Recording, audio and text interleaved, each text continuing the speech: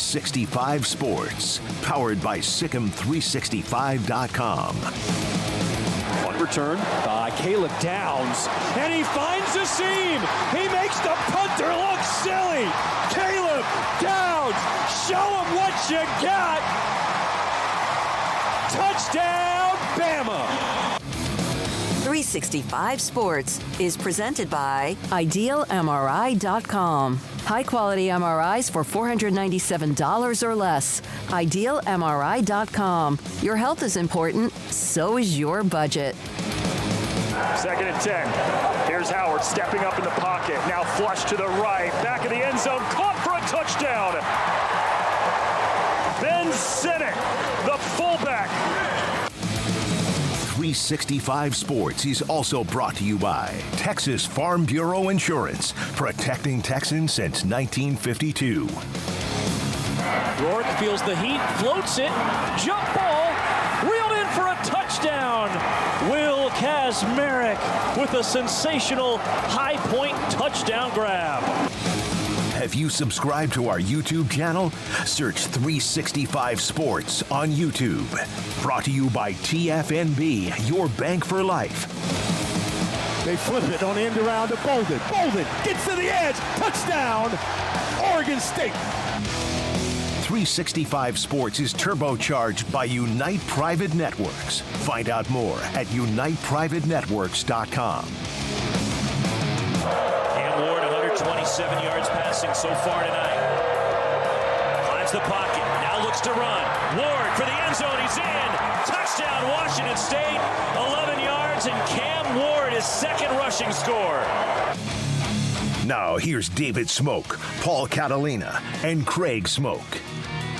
And here we go on 365 Sports. David Smoak, Craig Smoak, Paul Catalina, Emery and Garrett running the mothership today. And also, we go the next 3 hours or so, and we discuss a lot of college football. Yes, the NFC, AFC championship games are set, and some men's college basketball, too.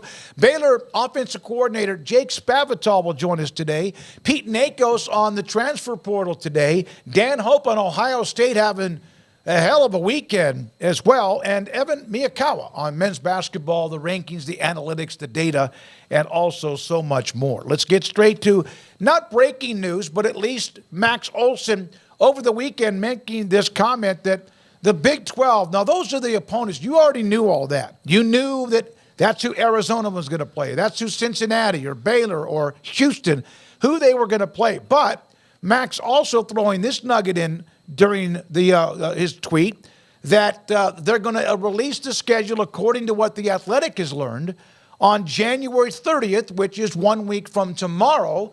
Not who you're going to play, you know that, but perhaps the weeks and when and where you're going to play them. Yeah, that's really interesting. I haven't gotten to dive into the schedule just yet, but yeah, it'll be really interesting to see how it all shakes out and you know what the ebb and flow of the season is. And you know, we've already talked about how wide open it is. We don't know who's gonna be the team that's gonna be in control of this thing. It's a completely new conference in almost every sense of the word because of everything that's coming in and going on. So yeah, it's really going to be mind-boggling to dive into the conference.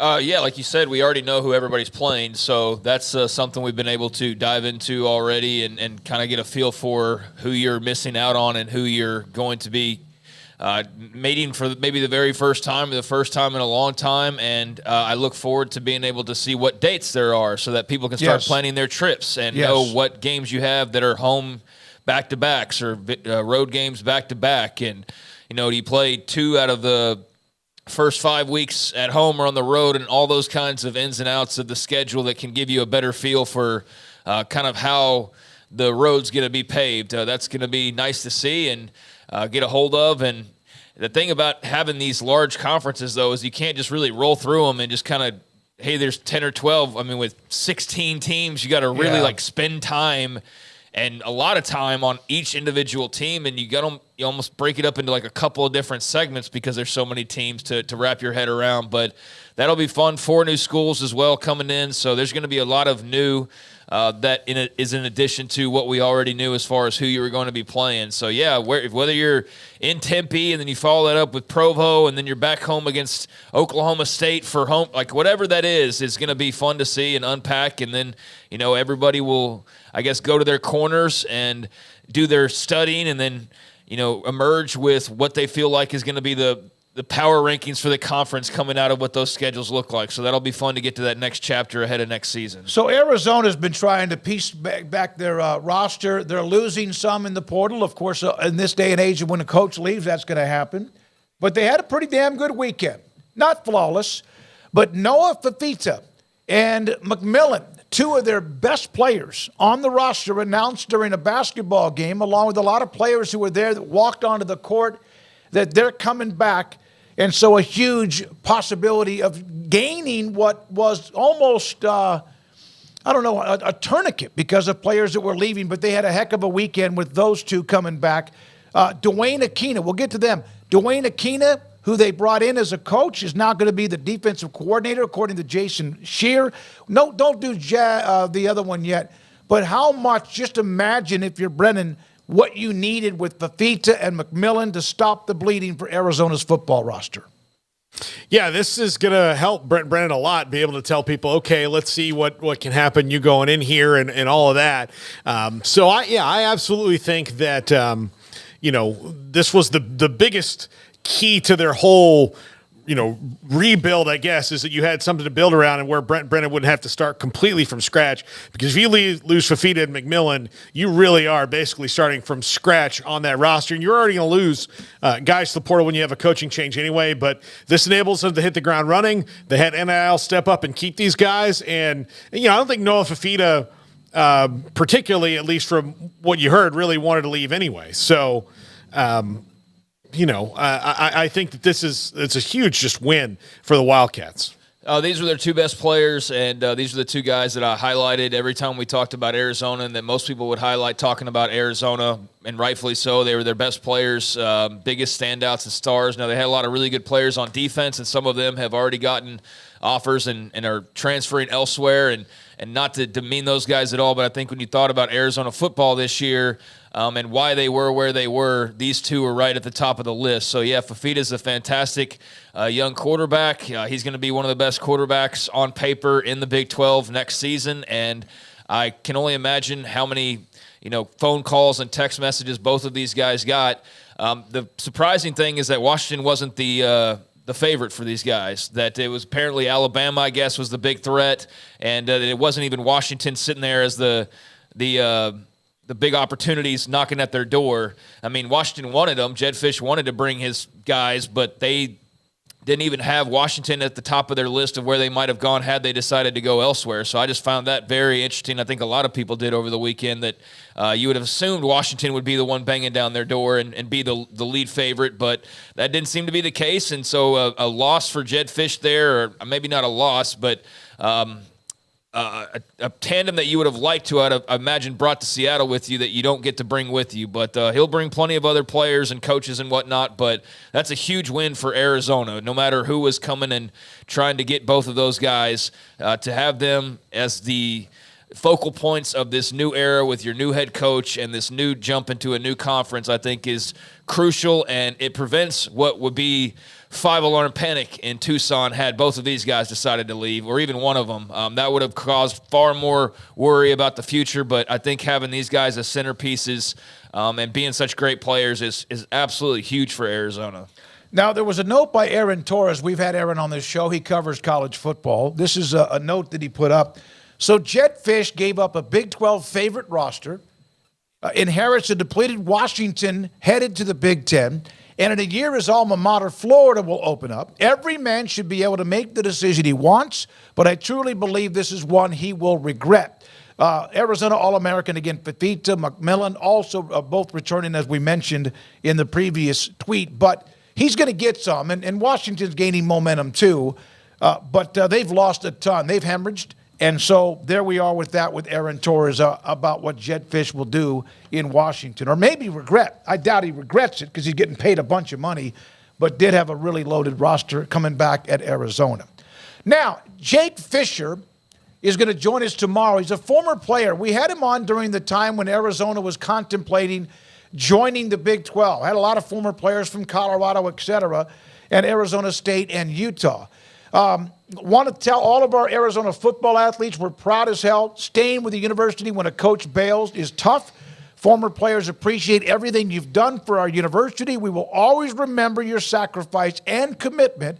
Jake will join us tomorrow to give us more of his take at 4 o'clock. Yeah, I mean, I've seen a lot of that. I don't know. I think I'm just getting old now. I see it, and I don't really get into the woe is me game as much because I've seen pretty much every single school lose a head coach in this fashion except for the top schools. And so, yeah, it's just part of the deal. I mean, you hear all about the loyalty and all this, but I guess what I'm trying to say is I'm just not surprised Jedd Fisch left, and I don't feel terrible for Arizona outside of just yeah, that sucks, I'm sorry. But, guys, this is the business. This has always been the business. They were never unique. Jedd Fisch was never unique. I'm sorry to rip the mask off all this and pretend it's not all honor code and all this other stuff, but this is college football. This is what happens every single year. So, yeah, I know Arizona fans are hurt, and I understand that, and rightfully so. But, when you give the whole, we trusted you, and it's just well, that's your bad because I don't trust a single thing a college football head coach says about their future or whatever if they're not already at the top spot. But, yeah, I mean, it's been a really difficult time. They're very fortunate that it's not worse and that you've got a guy like a Noah Fafita or Tedariah McMillan, amongst others that are going to be back and going to be sitting there leading the charge for Brent Brennan and company. So it could be worse. Obviously could be better. You could be rolling in with Jedd Fisch at the helm and everybody's coming back and you're just rolling in from that Oklahoma Bowl game into the offseason. But, if you're not one of 5 schools – every year, this is the fear is that you're going to get poached, and unfortunately, it was Arizona's turn, and just at an awful time given what was starting to build there. But they're rallying well. Their feelings will soothe, and now it's all about what Brent Brennan can do with some really talented guys who have elected to stay. So that should be the focus more so than Jedd Fisch and another coach who said things and then went and actually did other things because that's just a lesson you learn over time watching college football and sports in general. They won't be the last, and who knows in the next few days. What a weekend it was for Ohio State. They've been looking for a pick-me-up, but think about what they've done now. Julian Sayin, who was Alabama's 5-star commit at quarterback, then went in the portal. He committed over the weekend to Ohio State. This is from Hayes Fawcett. Caleb Downs, Ohio State. Judkins, hell of a player from Ole Miss. Will Howard, Kansas State, veteran quarterback. Seth McLaughlin, he's the one at center for Alabama. Didn't have the greatest game because of some snaps, but a really good player. He was a center starting at Alabama. And Cart Merrick, he's the tight end from Ohio University. Now, here's their quarterback room. This is from Ari Wasserman.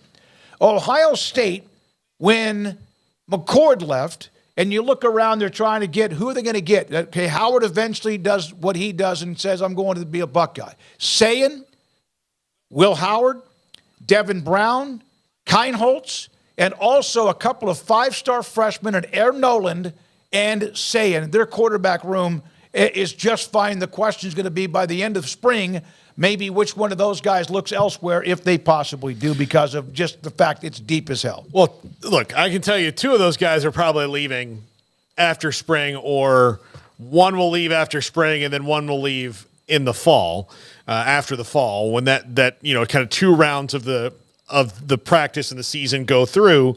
I did see a couple of Ohio State fans Aaron Nolan's not going anywhere. He's not going to the portal. Well, yeah, he's not going anywhere yet, but whoever wins that job, they've got the same amount of eligibility right now between Nolan and Sayin, and only 1 year less with Keinholz. So between those 3 guys, 2 of them will be starting quarterbacks elsewhere at some point in their career. And Devin Brown is probably be the first one out the door when it comes down to it. So yes, you've got Will Howard for a year and then an outstanding competition to see who that is. But to think that you're just going to be loaded, like Roger Staubach to Danny White, that's not really how it works. The 2 guys I would feel the best about would be Will Howard because he's clearly coming in to be the starter for 1 year and 1 year only, and then Julian Sayin because he was clearly the guy they wanted to come get out of the portal once he became available. And everybody else, all bets are off as far as your expectations and your playing time and your spot in line. I think that by adding Sayin, that says a lot from Ryan Day towards the rest of his quarterback room. And obviously he's an immense talent. A lot of other schools in far more desperate need for a quarterback than Ohio State at this point. So I think that says even more that they went out and grabbed him when there's others that I'm sure are in a much more dire position as far as needing a young guy to maybe be ready much sooner. But great landing spot for Sayin. I mean, Ohio State's got proven track record at quarterback. They've got guys in the pros. They've got guys over time, over the last decade plus, back to back to back to back, who have all been very good quarterbacks under Ryan Day. And just in general at Ohio State, they've had a great run there. So, not surprised that he ended up at one of the 5 schools you figured he'd end up at, just as far as the biggest schools, but there were others certainly that might have been in more need. But if I'm Will Howard, I feel as long as I just keep my head on straight and I stay healthy, that I'm the guy this year, and all the rest of it can work itself out later on. But I think there is a message being sent to the rest of that room of, hey, they're bringing in Julian Sayin, so don't sleep with that one eye open when it comes to your spot in line and playing time at quarterback at Ohio State, because that's going to be hard to come by. And so there should be a hell of a competition coming up and after the season. But, Will Howard's the guy for right now, but they have some great options. Here's Lane Kiffin doing what Lane Kiffin does probably better than anybody, is trolling on Twitter. Ohio State Buckeyes spent $13 million, counting, in NIL in attempt to field elite roster, gridiron heroes, and heroics. And then, of course, that little look in the investigative eyeglass.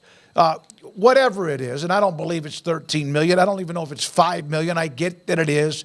If somebody's picking up people in the transfer portal, there's money exchanging hands. If somebody's signing players from high school, there's money changing hands. I don't care how much anymore. It's just part of what is recruiting, and it's happening all the time. Washington lost, of course, a lot of players to the next level and transfers, and they also lose Jeremy Bernard. He was the one that was overshadowed because Odunze and also Polk and McMillan. This guy's a heck of a player, 547 yards and also 41 catches, 4 touchdowns. Has a couple of years left. He is headed to go join his former coach in Kalen DeBoer at the University of Alabama. At least body for body, it's a replacement for Isaiah Bond, who you lose to Texas, who's now a conference rival. So that's good that Kalen DeBoer gets somebody in that's familiar with the system and a good wide receiver. And again, overshadowed by 3 NFL players. And I'm sure he'll be great at Alabama. And, we'll see how they rebuild that. I mean, they've just been rated, so it's going to be crazy. The spring portal period is really going to be interesting to see how many people I can go play at Alabama now. Let me go see about that, because it is such a weird timeline. A lot of guys have already decided where they're going to be, and Alabama doesn't even Alabama, Washington, Arizona don't even really right now know what they're like. They don't completely know what they're looking for yet, because they still got this 3 weeks of a window to be open for guys to leave. So it's going to be nuts. But a nice pickup for them to go along. I guess Parker Brailsford, the center, also went there. Yep. And he was a really good center. And that replaces, again, body for body, Seth McLaughlin, who's on his way to Ohio State. Yeah, it's been fun to watch Kalen DeBoer try to scramble and get this roster in as good of shape as he can, as quickly as he can. Obviously struck out on Tetsuroa McMillan and also Noah Fafita, but is able to get a really good wide receiver in Jeremy Bernard. And, I'd argue maybe the best 4th string wide receiver in the entire country. I mean, I would have to say he's got to be in the argument. Just so happens that there are 3 guys who are better on the same team, and that was a special group that, we'll see other groups like that, but that was a pretty special damn group at wide receiver that Washington had this year. So, to be 4th in that group but still have that kind of set of numbers is impressive. And so, that's a nice pickup for Alabama. I mean, I'm not going to act like it's the same as picking up Rome Odunze, but he's a very solid pickup, and now he's got a terrific opportunity to live up to what Odunze, McMillan, Polk, all those guys were doing, and he can make his own mark without as much traffic in front of him. But, that was a special group he's a part of, and you hope that he can carry over some of that character and that work ethic and just that winning mentality that they had at Washington last year and help his new coach start to establish that down in Tuscaloosa. So, it's a nice pickup. TJ Finley, who took it to Baylor to open up the season, had a heck of a year for Texas State, entered the portal. when all of a sudden Texas State had a new quarterback join them. He has committed to play at Western Kentucky, and they do fill it up with Western Kentucky. That's his commitment to Western Kentucky after he played Auburn, LSU, Texas State, 3,500 yards last year, 24 touchdowns, and now he's a part of the Hilltoppers. I will. I'm willing to hedge a bet that he will have more yards at Western Kentucky than at Texas State. Than at Texas State, because and he had a great season at Texas State, but yeah, they whip it around there. Yeah, I mean they have for a while now, and you see some of it out in Lubbock with Texas Tech now, and what they do. There was the Western Kentucky before that. Was it Zach? I'm forgetting his name. Kitley. Yeah, Kitley was doing that at Western Kentucky, and they've continued doing that since he left. But yeah, they throw it around a lot. So yeah, he'll need to get his arm loose. But I'm sure that was part of the enticing factor for him in playing for Western Kentucky is the what they do on offense and how they sling it around. So yeah, that's a nice pickup. Still strange how that whole Texas State situation went down. I mean, I haven't looked into it. I didn't think about it much after we left because it's just not that big of a deal, honestly. But TJ Finley had a really good year, and then to just bring in Jaden DeLaura and just not have him aware of it at all apparently was strange decision making, but they got what they want, I guess, in the end, and now TJ Finley's got his new home, and he can go and show them what they're missing out on or what they decided to not bring back, I guess. But yeah, that was kind of strange, but not surprised that he was able to find a landing spot pretty quickly because he's a good athlete and showed he was more than capable of playing and doing well for himself last year in San Marcos. So I think just the weird thing to me with this is, I don't know. I haven't paid attention to this at all with Monday Night Football or even Sunday Night Football. I just haven't thought about it until last night. Guys, I'm Eric Young, Pittsburgh, right guard or whatever, and that's it. And I know over the years other guys have come on, they've done their little jokes like, Sunshine Elementary or whatever funny joke that they have or Technical Institute. But, now we're getting to the point of, are guys doing this? And I don't really know. Are they saying all the schools they actually went to? Because if TJ Finley's on Monday Night Football one day, which some will say, well, he'll never get there, but let's just say that he did. Or let's just say it's somebody else who's been at 4 different schools. Do they go up there and say, TJ Finley, quarterback, LSU, Auburn, Texas State, Western Kentucky. Is that what we're in store for nowadays? Yeah, a lot of times they go to high school. Right, but you're right. I get what you're saying right there. Absolutely. TJ Finley, a lot of places. Yeah, I mean, it's like you used to just say Oklahoma, and now it's like 4 schools. You can say 4 schools if you're him. So, yeah, I haven't paid attention if somebody who's – and I don't know, maybe there's not enough guys in the NFL who have had all of that transfer opportunity like the guys currently have. But I'm sure there's some of those guys who've been around 3 schools or so. So I just wonder about that. And this is not going to be necessarily true long term, but I do think in the short term, if you're at 3 or more schools, you're probably not going to be that big of an NFL player. Right, probably. Because usually, by the time you're at your second one, you're 3 years into your career, and the NFL has said, come to us now. Yeah. So that's where, I mean, at least in the now. The next 5 years, there'll be a lot of those players that have to make that decision. Yeah, it'll probably change. But I do think, though, that, if you're – and here's the other thing about transferring a couple different times. So there's 2 reasons why you're going to transfer. Either it's straight up and down for NIL or you're not playing. And most of the time, it's going to be because you're not playing. If you're not playing at X university, the NFL is not a place where you're going to play soon. Unless you're Quinn Ewers. Yeah. It's a situation that's different among other quarterbacks. Quinn Ewers would have only played 1 year less. He would have been the starter at Ohio State this year. So, and look, he did it because of NIL when he was in high school. Had they had the rule where he could have made NIL money for kombucha when he was at South Lake Carroll, he would have been at Texas anyway. That Ohio State charade would have never happened. So, all right, one other college note, then we break, come back with Pete Nakos on On3 Sports on the NIL transfer and much more. Ken Niumatalolo is now the head coach at San Jose State. He was the head coach and had great success at Navy. He now is the head coach replacing Brennan at San Jose State. The question, Paul and I talked about this before we went on the air, what offense will he run? Because the military academies have obviously been mainly the option, the veer, et cetera, et cetera. What will he run at San Jose State? You know how comfortable he's been with what he ran forever at the University or the Naval Academy with the midshipmen. Yeah, I don't think he's going to run the the option. I don't think that's going to be what they do because they'll be able to get different kind of players at San Jose State. But he's been at UCLA, so it's not like he. I think that's one of the misnomers about because Paul Johnson went from the Naval Academy to Georgia Tech and he still ran it there and was successful at Georgia Tech doing it. But I think they have to. So like if Jeff Monken got a job at another school next year, he's not going to go from Army to say, NC State, if that was the case, and run that offense. They run it at the service academies because they have to. Well, you wonder, because not many people do, if you still might have an advantage if you do run it, because you get better athletes running that particular offense, but most everybody likes to toss it around or spread it out a lot more.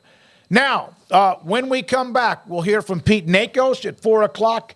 At 4:30 today, Baylor offensive coordinator Jake Spavital, first time he's spoken since he was introduced with Dave Aranda. We also will hear from Dan Hope, 11 Warriors at Ohio State. There's a lot to get to.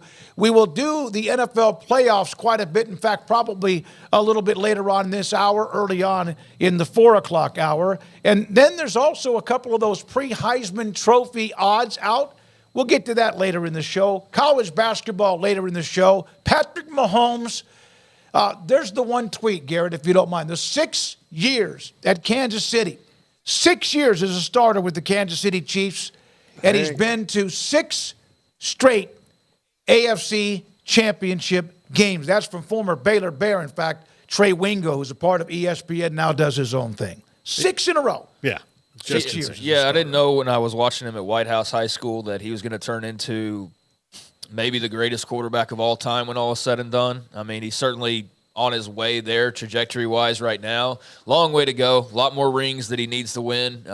Needs 4 more to get Brady? Brady has what, 6? 6 with New England and 1 with Tampa, right? So he has 7. Brady has 7. So Patrick has what, 2? Mm-hmm. So he needs 5 more. And that's easier yeah. said than done. But I mean, he's going to be a Hall of Famer when it's all said and done, barring I don't even want to even think what that would take at this point. But yeah, he's special. And the whole idea last week when we were talking NFL playoffs, I think I just pretty bluntly said it is.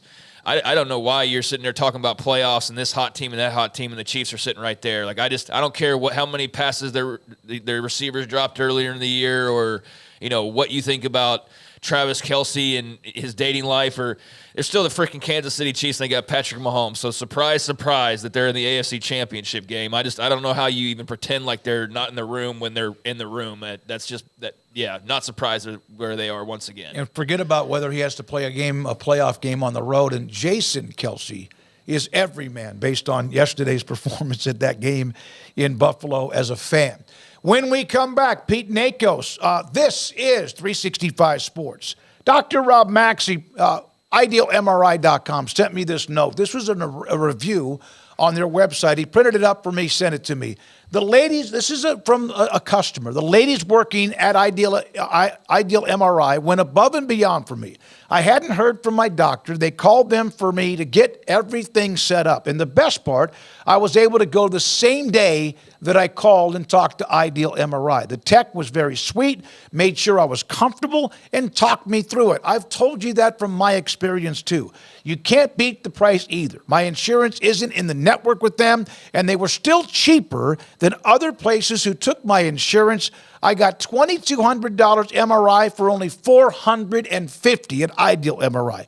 She was going to have to pay $2,200 for an MRI, and she only paid $450 from Ideal or at Ideal MRI. I will always recommend them. Now, that's from somebody that contacted Ideal, who was there, went through the process, had the MRI, had the imaging, had the results, and also all of what happened from start to finish. That is what I've been telling you for a long, long time. IdealMRI.com in the Central Texas Marketplace, $497 or less every single time. During the Start Something New sales event at Allen Samuels in Waco, get incredible deals on our entire inventory selection of new Ram trucks, Jeeps, SUVs, Chrysler sedans, or sporty Dodge. Shop in-store or online today and drive into 2024 with confidence and excitement. Let Camille Johnson Realtors guide you seamlessly through the process of buying your dream home or selling your current one. Commercial, farm and ranch, or residential, Camille Johnson Realtors can smoothly and successfully lead you through any transaction. With a team of 28 experienced agents who are excited about serving you, Camille Johnson Realtors services the entire greater Waco area. If you're in the market to buy or sell, contact Camille Johnson Realtors, 104 Midway Center in Woodway, or find them online at www.camillejohnson.com. Camille Johnson Realtors, elegant, charming, warm. Welcome home. Stepping into a new pair of boots is great, but stepping into the boots of a U.S. Army officer can also add confidence and leadership skills to your son or daughter's career path. There are more than 150 occupational specialties to help them find the best fit for their future. See all the things your son or daughter can achieve in our boots at GoArmy.com. U.S. Army Waco Recruiting Company, 254-598-8131 or 254-776-1543.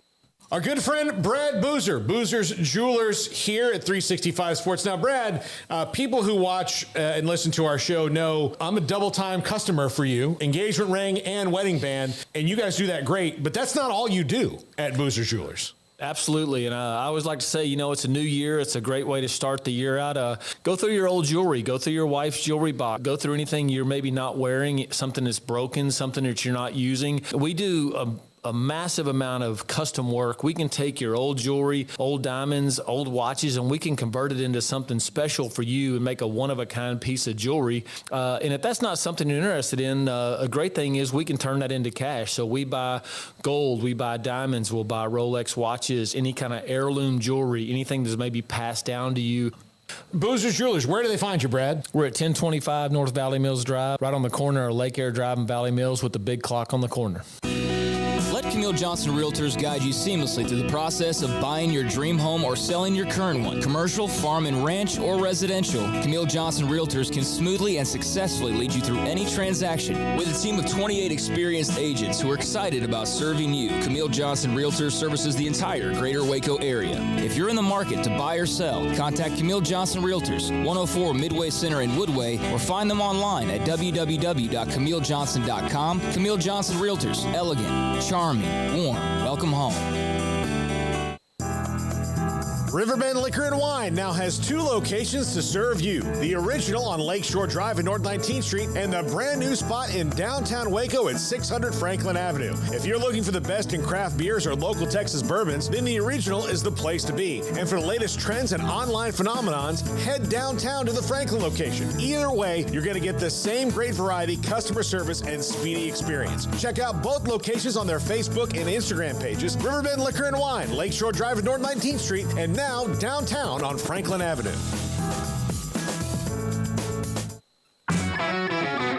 This is 365 Sports. The 3 o'clock hour is sponsored by Waco Custom Marketplace. Meats, sweets, Texas treats, and a cut above the rest. 425 Lake Air Drive, Waco. Pete Nakos on 3 Sports. NIL, transfer portal, all over it. We appreciate him. He's joined us on quite a few occasions. What kind of weekend, Pete, did Ohio State have? I think they had a weekend to remember, guys. I think that the weekend that Ohio State just had will be one that they remember if they make the college football playoff and contend for a national title. Now, on your On3 rankings for the best transfer portal, they're 15th because they've only gotten 6 guys in. But the quality over the quantity of Ohio State, I think maybe only Texas can and Ole Miss can match right now when you're talking about what they've done as far as guys who are going to come in and help them as soon as they hit the ground. Yeah, I would agree. I'd say Texas, Ole Miss, Oregon, just a couple. But, man, the high that Ohio State is riding on right now is crazy. And, I mean, you look, right, they landed Will Howard and Quinshot Judkins and you kind of thought to yourself, like, okay, like, those are some great pieces. Like, I'm not sure what else they can do. And then Nick Saban retired, and they just took 2 of the better roster pieces on the Tides roster. So, Pete, what are we talking about as far as a budget goes? Is the $13 million Ryan Day threw out there what we're talking about them operating with? Kind of how have you seen that evolve and shape over the last year? Just the continued, I guess, education of NIL, universities and programs themselves figuring out like what the sweet spot is. Ohio State's clearly found that, but it took some prodding, right? And kind of where do you think Ohio State is in that whole realm of NIL and the budget they're working with? Yeah, they definitely, this past summer, they were definitely not spending at the rate that an Ohio State should be spending at. But, man, they've really pulled it together. Now they're in that upper level, that top echelon, if you will. And, I mean, I don't know if they're at 13 yet, but they're definitely pretty darn close to 10 million from my understanding. And you look at the entire roster, and it makes sense. And all the guys that they have coming back who could have the NFL and what they added in the portal, and then landing the top wide receiver in the 2024 class, Jeremiah Smith, who's been compared to some pretty big names. So yeah, they have definitely evolved and emerged as one of the biggest spenders.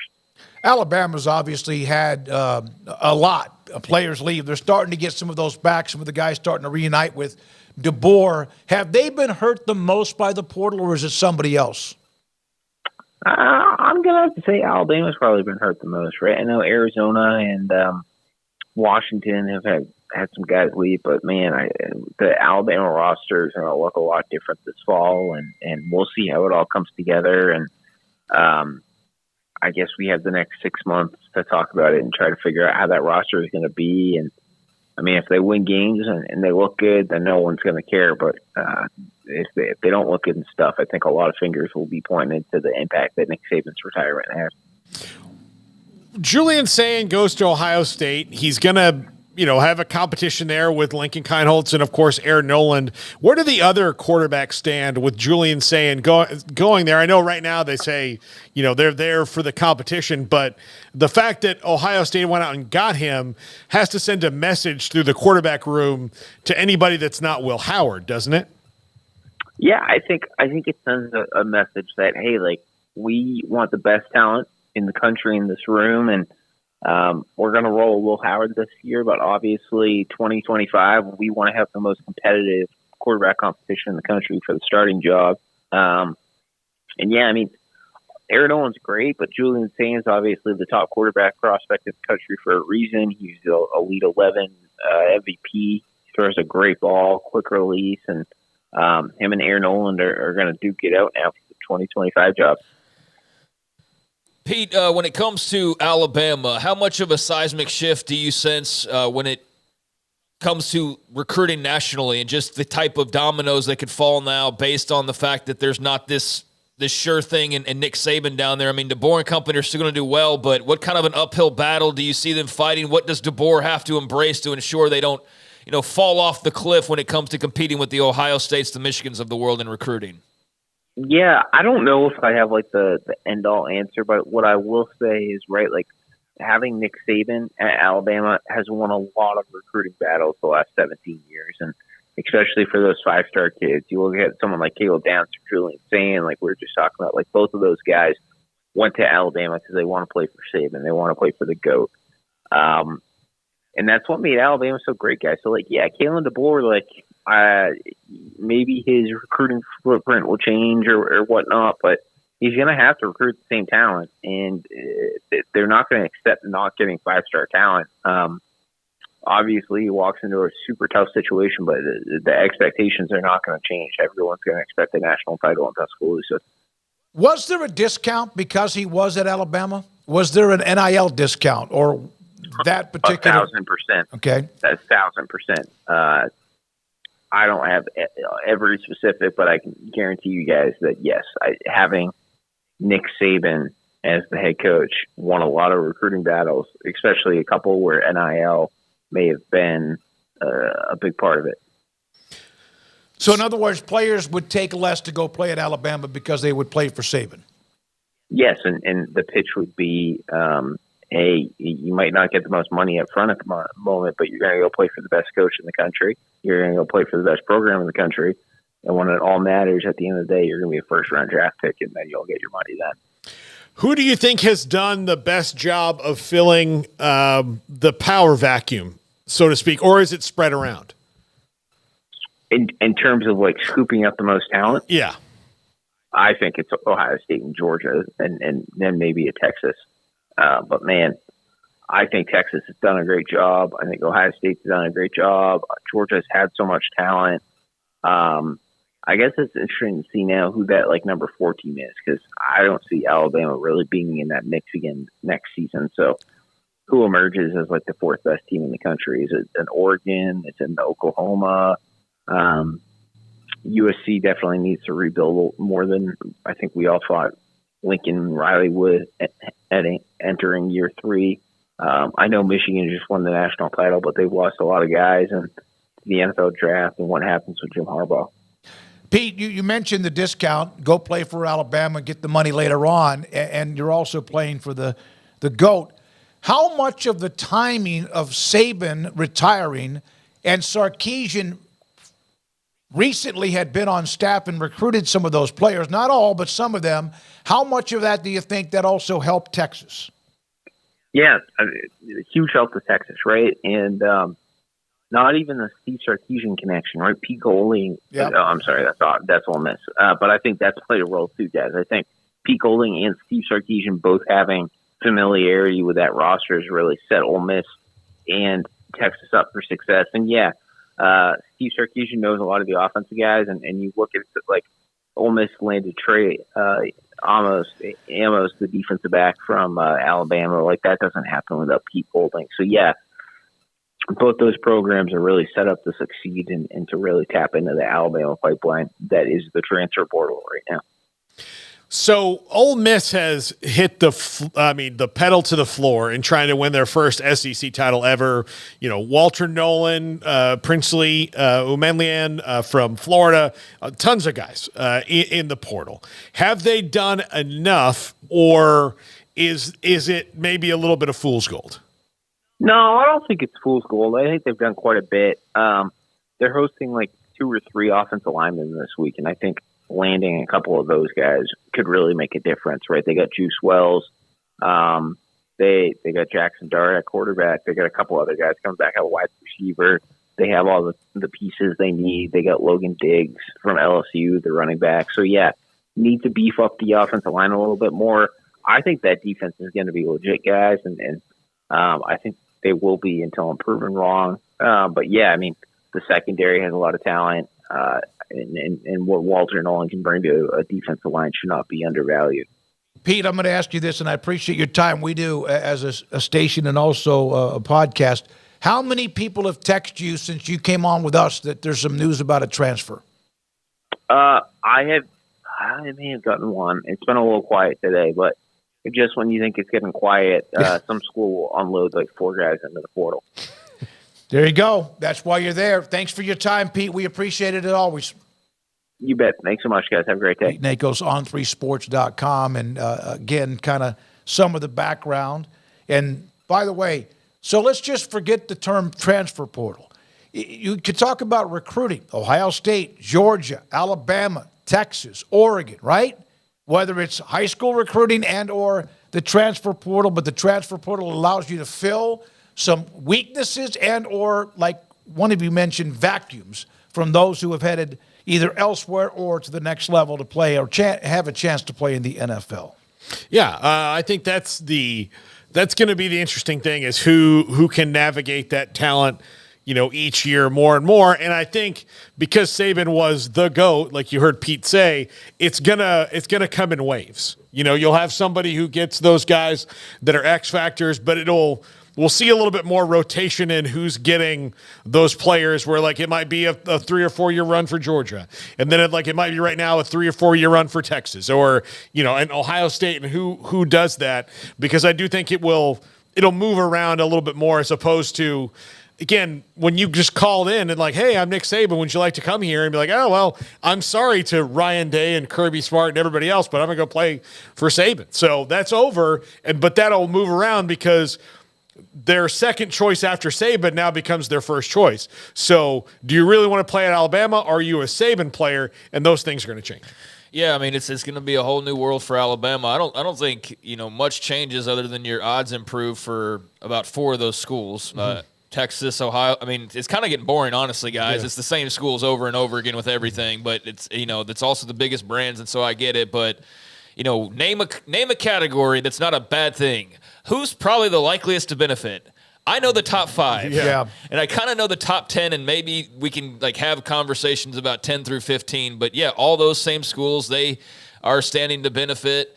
I'm curious to see if a Kirby Smart can't become the new Saban as far as guys willing to take less to play for Kirby the way that Pete just laid it out like they did for Alabama. I'm sure some of that's already occurring for various coaches to some small degree, but who is that Saban-like figure where a multitude of guys would be willing to do that? And they're still getting paid, mind you. It's just that they're maybe taking $50,000 or whatever less to play in Tuscaloosa versus playing in Columbus or some other spot. So, yeah, who is the guy who takes that part that's now missing and fills it? And maybe nobody does. Maybe it is a combination of, the same 5 to 10 schools and their various head coaches. But it definitely shakes up the landscape. I mean, it's definitely like you've just unleashed all this talent onto the world, and so has – Washington to a lesser degree, Arizona to a lesser degree.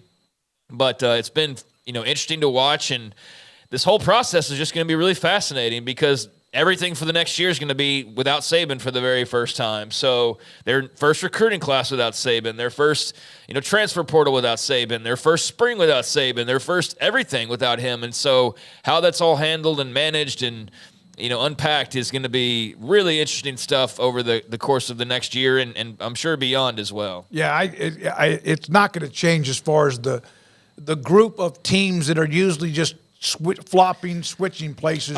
1 year 1, 1 year 4, 1 year 1, 2 or 3 years in a row 1, but sit pretty much just like it is for the most part in recruiting. Well, I think it's maybe a more interesting question of, okay, who has been hurt by Alabama that's not maybe directly like Miami. It may not seem like they're directly hurt by Alabama, but the fact that Nick Saban could go into their city where they used to own it and take the guys that they thought were going to be Canes for sure, that want to stay and play in Miami because there's a tremendous amount of civic pride in that city. And then they're like, well, Miami's not really that good. I don't really care about rebuilding there. I'll just go and play for Nick Saban. Like, that's maybe a more interesting conversation than, Howard, Georgia, Texas, and Ohio State, and those teams like 3. that. Like then you those 3, then like you get Michigan, into do the 3 Florida schools or 4 like now UCF. Does Florida benefit a little bit more because he's not going in there and they can keep those players at home better than they were? Auburn how much does Auburn benefit now with Hugh Freeze, who beat Nick Saban a couple times when he was at Ole Miss? How do those schools benefit that aren't the automatics? I think that will be interesting in the long haul, especially with the new conference dynamics as well, because again, you're going to have to change your expectations of what is a good season. Well, thanks to Pete Nakos for joining us and being a part of the show. At 4:30, Jake Spavital, Baylor offensive coordinator. Paul's top 5 a little bit later, towards the end of the show. This is 365 Sports. Petty Clinic, lowt.com. Dr. Kent Petty can help you become the high-performance man you want to be, need to be, and used to be. It's part of growing older, Father Time.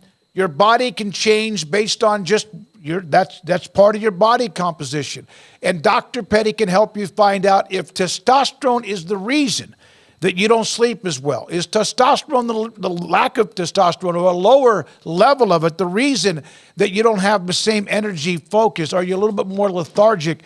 The same reason you're having issues, sex drive not quite the same. You see the commercials on everything we see now on television or wherever you get your TV and shows, but it's there. It's obvious. And maybe it's your testosterone, and if it is, Dr. Petty can help you out. He will put you or set you up to get a blood work. He will set you up and take care of that.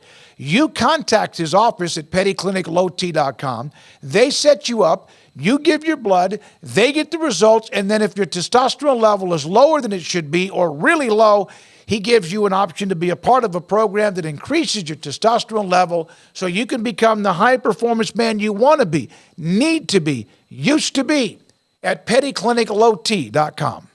At Ideal MRI, we feel blessed to be part of the Waco community. We're a small family business here in Central Texas. At times like this, the cost of healthcare has never been more important. And unfortunately, significant illnesses and injuries still occur. And that's why Ideal MRI is open and here to serve you through this difficult time. So if you need an MRI, ask your doctor about Ideal MRI. You can schedule online in minutes at idealmri.com or call 833-IDEAL-MRI.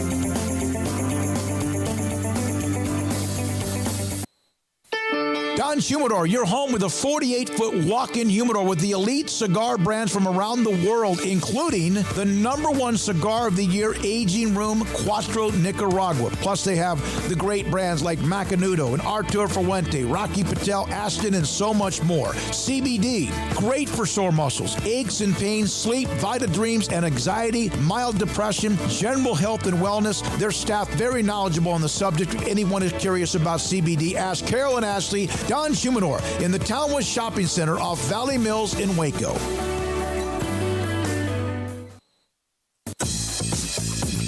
Baylor Scott & White Southwest Sports Medicine and Orthopedics, the team physicians for Baylor Athletics, diagnosing and treating all sports-related injuries, including concussions. These specialists also provide orthopedic services for athletes and non-athletes alike, whether it's knee or shoulder pain, a wrist injury, orthopedic spine care, and even an arthritis and total joint clinic. Trust the doctors Baylor Athletics trust. Baylor Scott & White Southwest Sports Medicine and Orthopedics wants to get you back in the game. Waco Custom Marketplace is your hometown grocery store with a full-service butcher shop and bakery. Hi, this is David Smoak. The butcher shop can take your customized orders for seafood, pork, and poultry and custom cut your favorite steaks from bacon-wrapped fillets, sirloin steaks, bone-in ribeyes, boneless ribeyes, and even prime rib. Cut specifically the way you want, the thickness that you want. They're all delicious. They have Norwegian salmon, mahi-mahi, catfish fillets, sliced ham or turkey, variety of cheese, and several options of sausage links, and even regular jalapeno or cheese snack sticks, fresh chicken breast or whole chickens, sliced bacon, pork chops, and ground beef, marinated beef or chicken fajitas, and always large briskets and tri-tip available, plus fresh vegetables. So the great product, customer service, and tradition continues at Waco Custom Marketplace, a full-service butcher shop and bakery, open Monday through Saturday. The Bauer family, Waco Custom Marketplace, 425 Lake Air Drive in Waco, or WacoCustomMarketplace.com. This is 365 Sports. Text us at 254-339-1122. The text line is sponsored by Riverbend Liquor and Wine, with the most extensive variety of craft beer in Waco. A hidden gem on Lakeshore Drive and 19th Street. 365 Sports, please, if you don't mind. If you haven't subscribed, please do. And if you haven't told somebody about what we do and you like what we do, please do. And hit the like button if you don't mind right now, if you haven't, whether you're in the chat room or where you might be. Of course, listening to us on the Sikkim 365 app and watching us or even listening to us on 365 Sports. Here is a list. Brett McMurphy had this out. Heisman odds for the 2024 season. There's not a non-quarterback on this list, which is not a surprise. You maybe on occasion might see a running back kind of pop up or one of those all does everything, returns, wide receiver, whatever, but no. So, Carson Beck and Quinn Ewers at the top. So, first of all, how many of these are just the SEC quarterbacks? Beck, Ewers, Milroe, Imaliava, Jackson Arnold, Dart, Garrett Nussmeier. Nussmeier. I think 8 or 9 of them, yeah. There's 9, I believe. Connor Wegman. Yeah, Connor Wegman, yeah. I mean, so everybody but Ward, Leonard, Fafita, Howard, and Gabriel. Yeah. So 5 of however many this is here, yeah. All right, so not a single non-quarterback. So you have Beck and Quinn Ewers at the top, Gabriel, Will Howard, Milroe. Well, it's kind of been it's kind of there. He's at Alabama, but it's been kind of quiet with that. Imaliava, Jackson Arnold.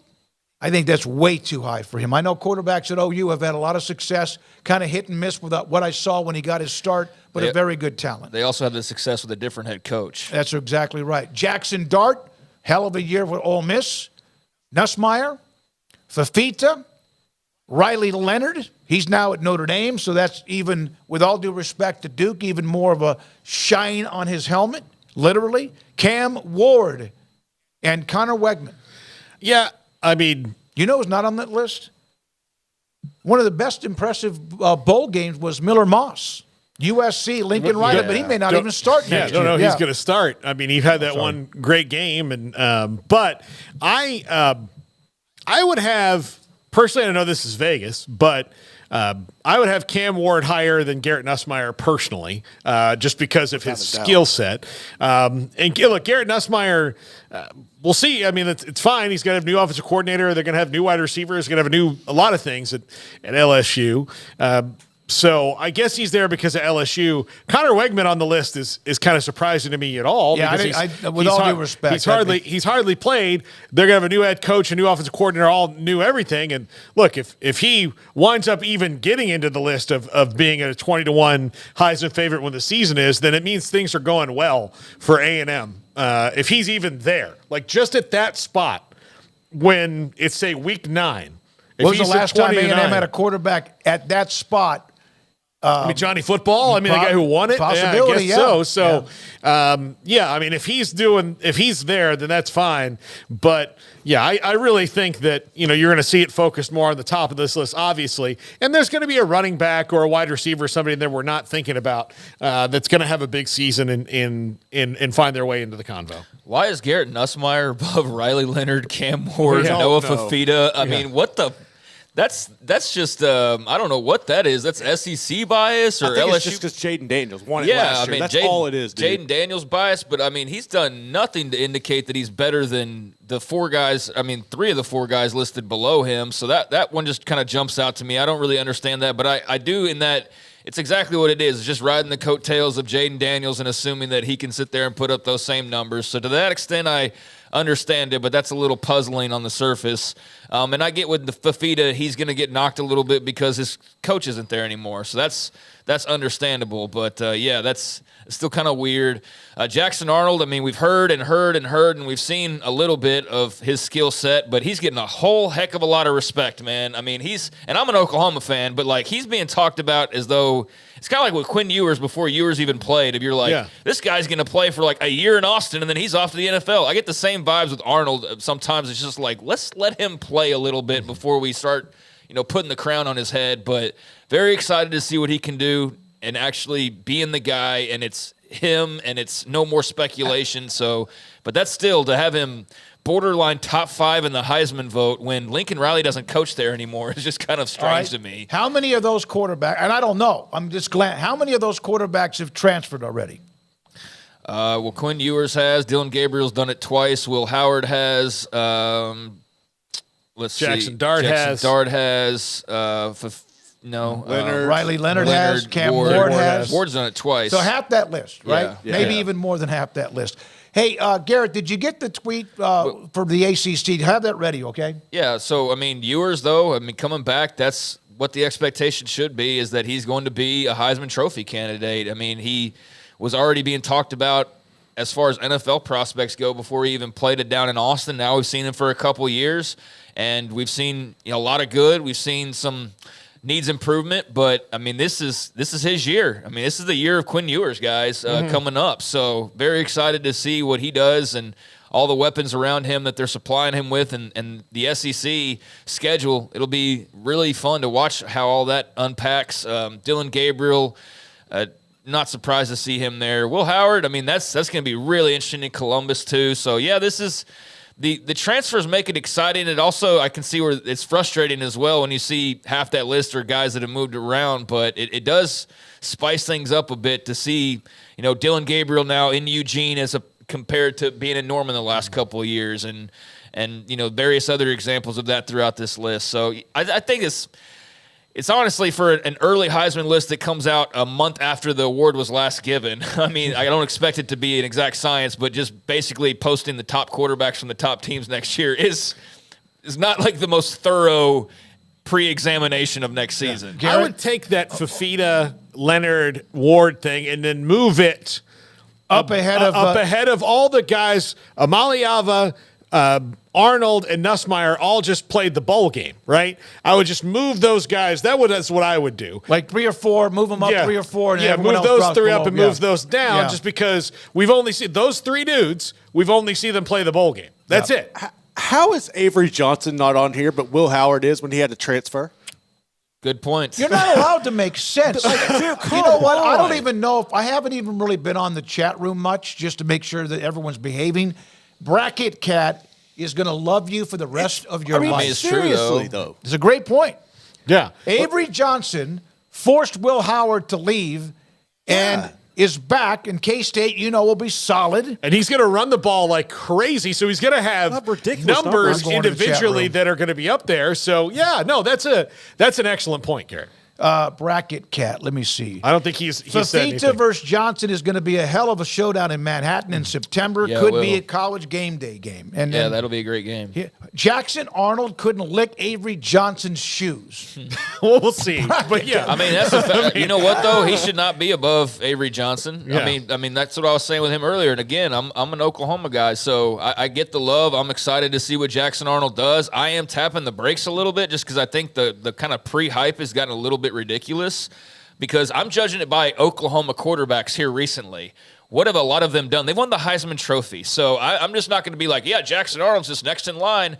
I hope that he lives up to those same expectations and whatnot. But, I need to see a little bit more for him. And he doesn't deserve, nor does, multiple Connor Wegman, Garrett Nussmeier. I mean, I'd just have Avery Johnson over all those guys. Yeah, absolutely. And that'd be more than fair. He played a ton this season. He won the job, beat out the vet, and did it convincingly, and to the point that he moved on to Ohio State. So, you rightfully saw that there's a big omission here. And place him wherever you want to, but he should at least be on the list. That's the bottom line, is Avery Johnson should have a place on the list. All right, now, one more note, and then we break the top of the hour.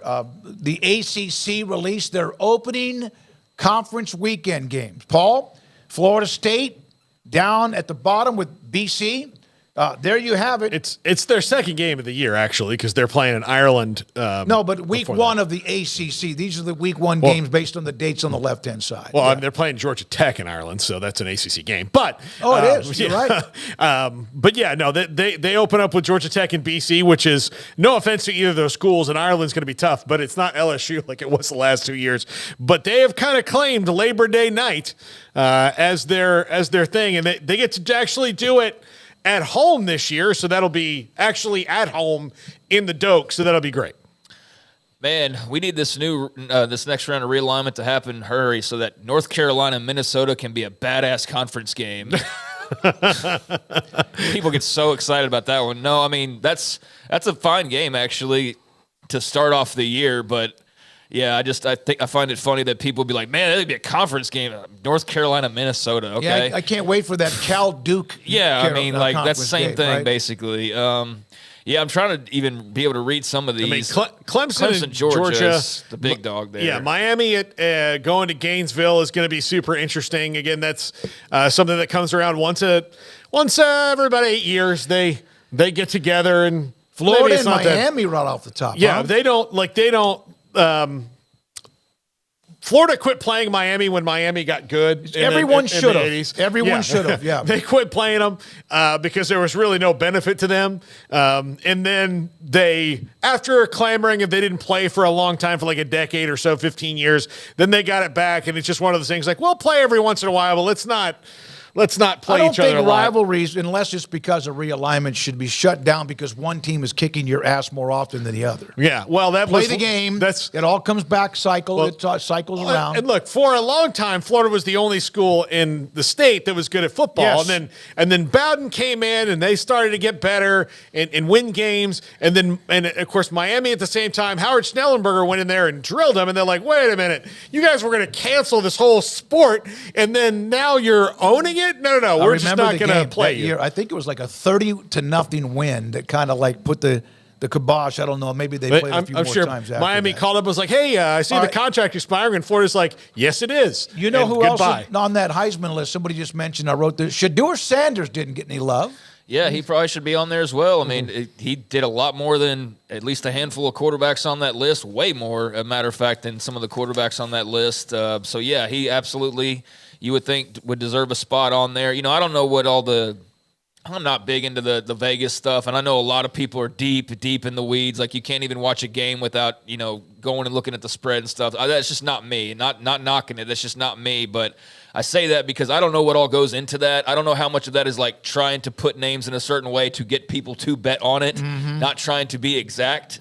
And so that's where I'm just sort of lost. So I can see where you are doing it a certain type of way to get the money flowing in, and maybe not including some guys. But, yeah, you would think Shedeur, with his name recognition, would be – and certainly what happened this past season would be on there.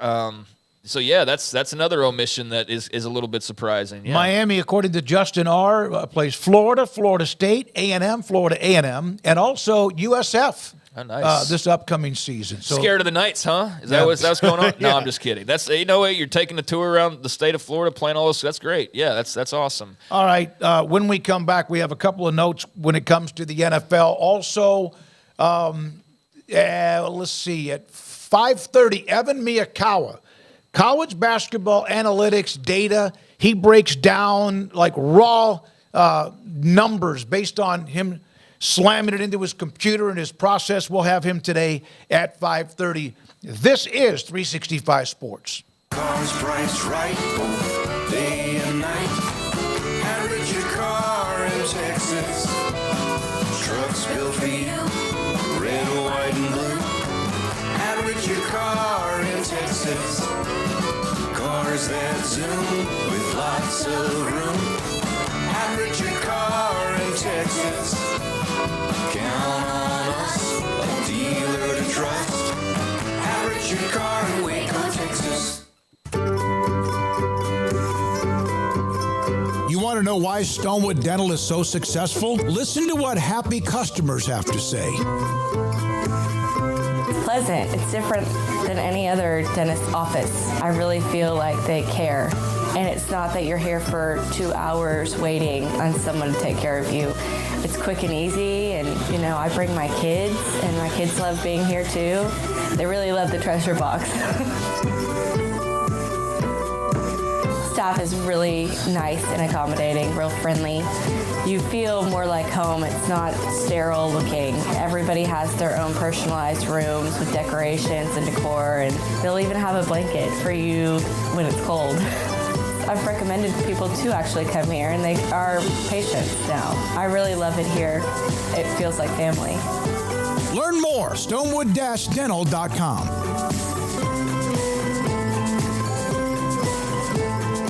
TFNB Your Bank for Life is the official local bank of Baylor Athletics. Find out why more Central Texas are making TFNB their bank for life. Sign up for our Edge checking and savings accounts to earn interest or cash back. With 5 convenient locations and an award-winning mobile app, banking has never been easier. TFNB, your bank for life. Member FDIC. Developed by Startup Waco, a nonprofit organization, GXG is a program designed to support the entrepreneurial development of Baylor University student athletes through NIL activations. The program helps student athletes maximize their platforms and offers a comprehensive support system for them to create and grow new businesses that not only benefit themselves, but also uplift the local economy. Fans who wish to support student athletes can donate to GXG via the GXG NIL Fund, BaylorBears.com/GXG. Contributions to support NIL activations through GXG can be made at BaylorBears.com/GXG. For more information, follow @GXG_GreenXGold on social media and visit the official website www.gxg.startupwaco.com. GXG, empowering student athlete entrepreneurship and uplifting the local economy through NIL activations.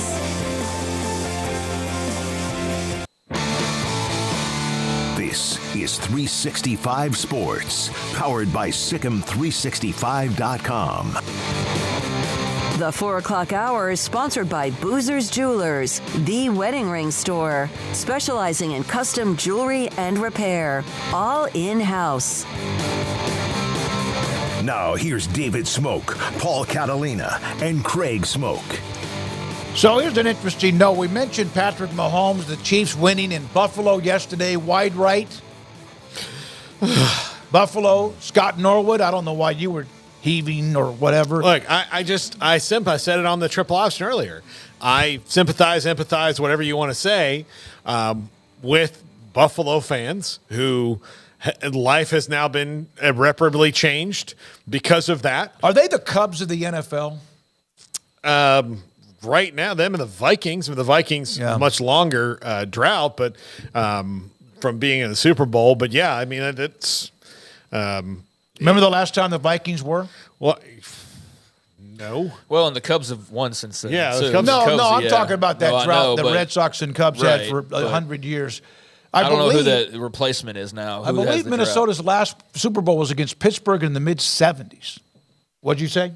Who would replace it now? I don't know. Yeah, I was saying like we actually need like an updated example because the Cubs have won. So yeah, I'm saying I don't know who that would be, but that's who we still refer to. We had the amazing note about Patrick Mahomes, 6 consecutive years as a starter, 6 consecutive trip now to the championship game, been to 3 Super Bowls, winning twice, losing to Brady in Tampa Bay's home stadium during COVID. Andy Reid. He used to be the guy that was really good, but he couldn't take a team to the next level, right, with Philadelphia and even with Kansas City. This is going to be his 11th conference championship game appearance as a head coach. 5 with Philly, and now, of course, the 6 years with Patrick Mahomes. 11. Yeah, an Hall of Famer, Andy Reid. He's transformed a team that was also also ran for a very long time, and they won Super Bowl II? Kansas City won. I think it was. It would have been 4. Super Bowl 4. Beat So they Minnesota. Yeah, so they won Super Bowl 4, and then from the time that there ended non-smoking sections in restaurants, and the internet happened, and there's cell phones. There were like 8 different guys that played Batman. Then they won a Super Bowl again. So, and now are one of the most dominant teams. And even with what was a down year in the regular season and a really sloppy, un-Chiefs-like regular season, especially on offense, they found a way. They absolutely just keep finding a way. They got a great draw for the first round of the playoffs in the Dolphins, who were banged up on defense and not really ready as a team to take that next step, although I think they're on their way. And then they get the Bills, who they have these great rivalries with, and, got just enough wind to make it even more interesting in the kicking game. Yeah, I mean, I don't know why we pretend like they're not still more talented than like everybody else out there. I mean, they're not poppers, and they just have a great quarterback. I mean, they're loaded with talent. And the one area you could argue that maybe they didn't have enough proven talent was a wide receiver, and guys like Rashee Rice have emerged and have been great for them, and they seem to have taken care of that. Travis Kelce with a couple touchdowns. He had 2, right, yesterday. So, he had the drops issue there for a little while, right? And so it just seems like all of their players and the talent is showing up at the right time, and it did certainly yesterday, whereas with Buffalo, I don't know how much of it was Josh Allen, some of it to some extent, but catch the damn football. Mm-hmm. I mean, make the plays. I mean, that's what Kansas City went and did. They just went and made the plays. Buffalo had opportunity after opportunity. Make the damn catch. I mean, Stephon Diggs.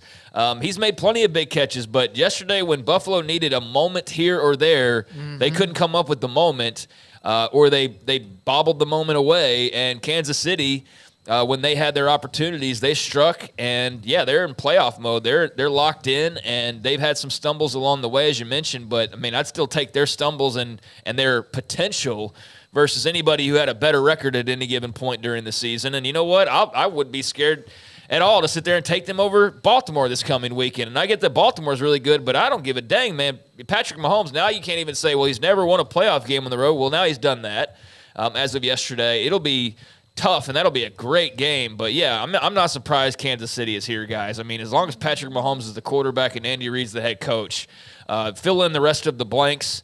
And I feel like they're going to do that to a respectable level, and they'll be in this position more often than not. So I'm just not surprised. It's like Brady and the Patriots continuously making it. You're like, at one point you just say, like, yeah, of course they're here, no matter how bad they looked in Week 9 versus Pittsburgh or whatever.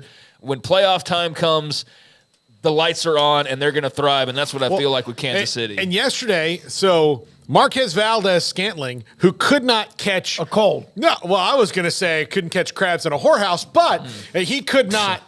He could not catch anything. Butch Henry would be proud with that. Right there. Yeah, but he could not catch anything all year long, and then he made 2 outstanding clutch catches on big plays. And look, the only thing the Chiefs seemingly did wrong was Andy Reid and Matt Nagy like to run like trick plays maybe a little bit too much, and it undid them against Buffalo the first time where the Kadarius Toney lined up off sides, and it almost undid them this time where they fumbled out of the end zone, but their defense stepped up and got a stop. I kind of felt that that's when Buffalo completely failed to seize the momentum. Was like, look, you just turn they've got great field position here. They're about to go score. You got the ball back, and you made nothing happen on that drive. And then it just kind of, when it stayed status quo, that was it. But other than that, they, out-coached Sean McDermott again. And the Bills, midseason offensive coordinator change. Joe Brady did a great job by just saying, like, hey, we have running backs, right? Like, we'll use them now. But you know what Kansas City did in the second half? They shut them down. They shut down the running game. They committed inside. Cook had no room. They kept trying to do that. Even Allen keeping the ball was not as effective, which is like an extra running back in the backfield. Kansas City made the plays. You mentioned the catches that weren't made by Stephon Diggs on a long, deep rainbow throw that would have been about a 50, 60-yard gain. Who knows, maybe even scores. That was one that comes back. You wonder if Stephon Diggs doesn't think about that one for quite some time. Well, yeah. I mean, it just happened yesterday, and so I'm sure it's heavy on his mind now. Will be for a while. I mean, the ball went right through your arms. You had nothing interfering with it other than just simply making the catch. And I know it's easier said than done, and it looks a lot easier in slow motion. But, I mean, that's game on the line, season on the line. Your quarterback cannot put it anywhere better than where he put it. Where else is he going to put that to give you the opportunity to catch that football and make that type of a play? But Stephon Diggs has made a lot of big plays over his career. It just simply came down to the Chiefs made the plays and the Bills didn't. And I think the Chiefs were coached better than the Bills were. I mean, Sean McDermott got very lucky that thing didn't go off the rails much earlier with his decision to go for it on fourth down. I mean, that could have blown up in their face, and then you have the fumble out of the end zone, which, you know what? I like the rule. I've gone back and forth on this, and I know that immediately every NFL beat reporter is like, well, this is getting changed this offseason. The time has come. I like the rule. I'm with you. It's a wild card. It's a wild, every board game you play, right, has some sort of funky rule that, doesn't really make sense. And you know what? The game would probably be more black and white and easier if it didn't have it. But that's what makes it fun, is that what is just very black and white suddenly has this massive curveball thrown into it. And it's not like it happens very often. When it happens, it's massive because it happens so few and far between. And I get it, you earned your way down there. Well, guess what the lesson is? Protect the damn football on the goal line. Protect the football when you're going into the end zone. Period. That's all the lesson is. But instead of just, hey, let's this be a quirky thing that doesn't happen very often, but when it does, it's huge. And it all makes us go, wait, this rule's stupid, because it happens so few and far between. But instead, now let's make it plain Jane, like every other thing, and benefit the offense like everything else does. Protect the damn ball. Yeah. If it goes in the end zone, it's a touchback. I've been against it before, probably when my team was affected by it, but the last few times I've seen it happen, and then especially yesterday, I'm like, no, I love the rule, because that just made the game – that game was about to be over for all intents and purposes. Yep. If Kansas City scores there, they're just done, basically. And instead, it's holy cow, this game just flipped because you couldn't protect the football. I thought it was great because I was just trying to be entertained. I'm totally against that rule being changed. I love it. I can tell you where I was when I learned that the rule existed. That's how much I know this rule. I was 11 years old, about to be 12. I think if you're 11, about to be 12, I mean, you're not going to be 13. No, but I mean, like it was 1992. It was January 1st, 1992. That's how much I know it was. My dad and I had flown from Fort Myers to Dallas to watch A&M play FSU in the Cotton Bowl. And mind you, at this point in my life, I had barely heard of Florida State because I was in an Aggie household. And A&M played, the final score was 10-2 in that game. It was really cold and snowy and sleety and awful. And Greg Hill took a ball about 50 yards down the sideline, maybe even more, and he needed 51 yards.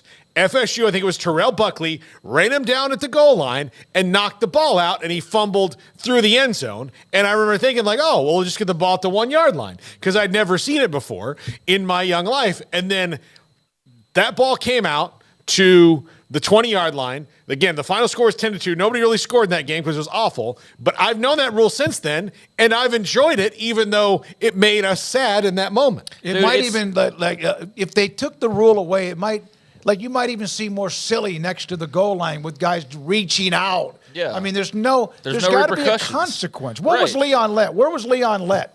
Well, Leon Lett was outside the goal line. He just slid into the ball and made it live. No, the Super Bowl. The Super Bowl. Yeah. Don exactly. Beebe, right? I thought you were talking. Yeah, exactly. Yeah. That rule's hurt me a couple times. That one especially. And it didn't matter, but You were going to add something too, Craig? Yeah. No, I was just trying to say, it's a fun wild card to have. It's like any wild card you'd have in any other type of a board game or something that kind of livens it up. I feel like that's not something that you hit all the time or even in every game. You don't see it often at all, but when it happens, it's impactful. And so we're just going to take that away now. And so instead, you just give the Chiefs the ball back right there. I guess the 1 yard line. Is that where McCole Hardman would have gotten the ball back? Yeah, it would have been about the half yard line. So that's better than what you got instead, which was the game actually becoming more interesting again rather than turning into a Chiefs love fest. I guess let's benefit the offense more because God knows they need more points scored so that people can keep handing money over to the NFL, I guess. I don't know. I feel like that's a fun rule.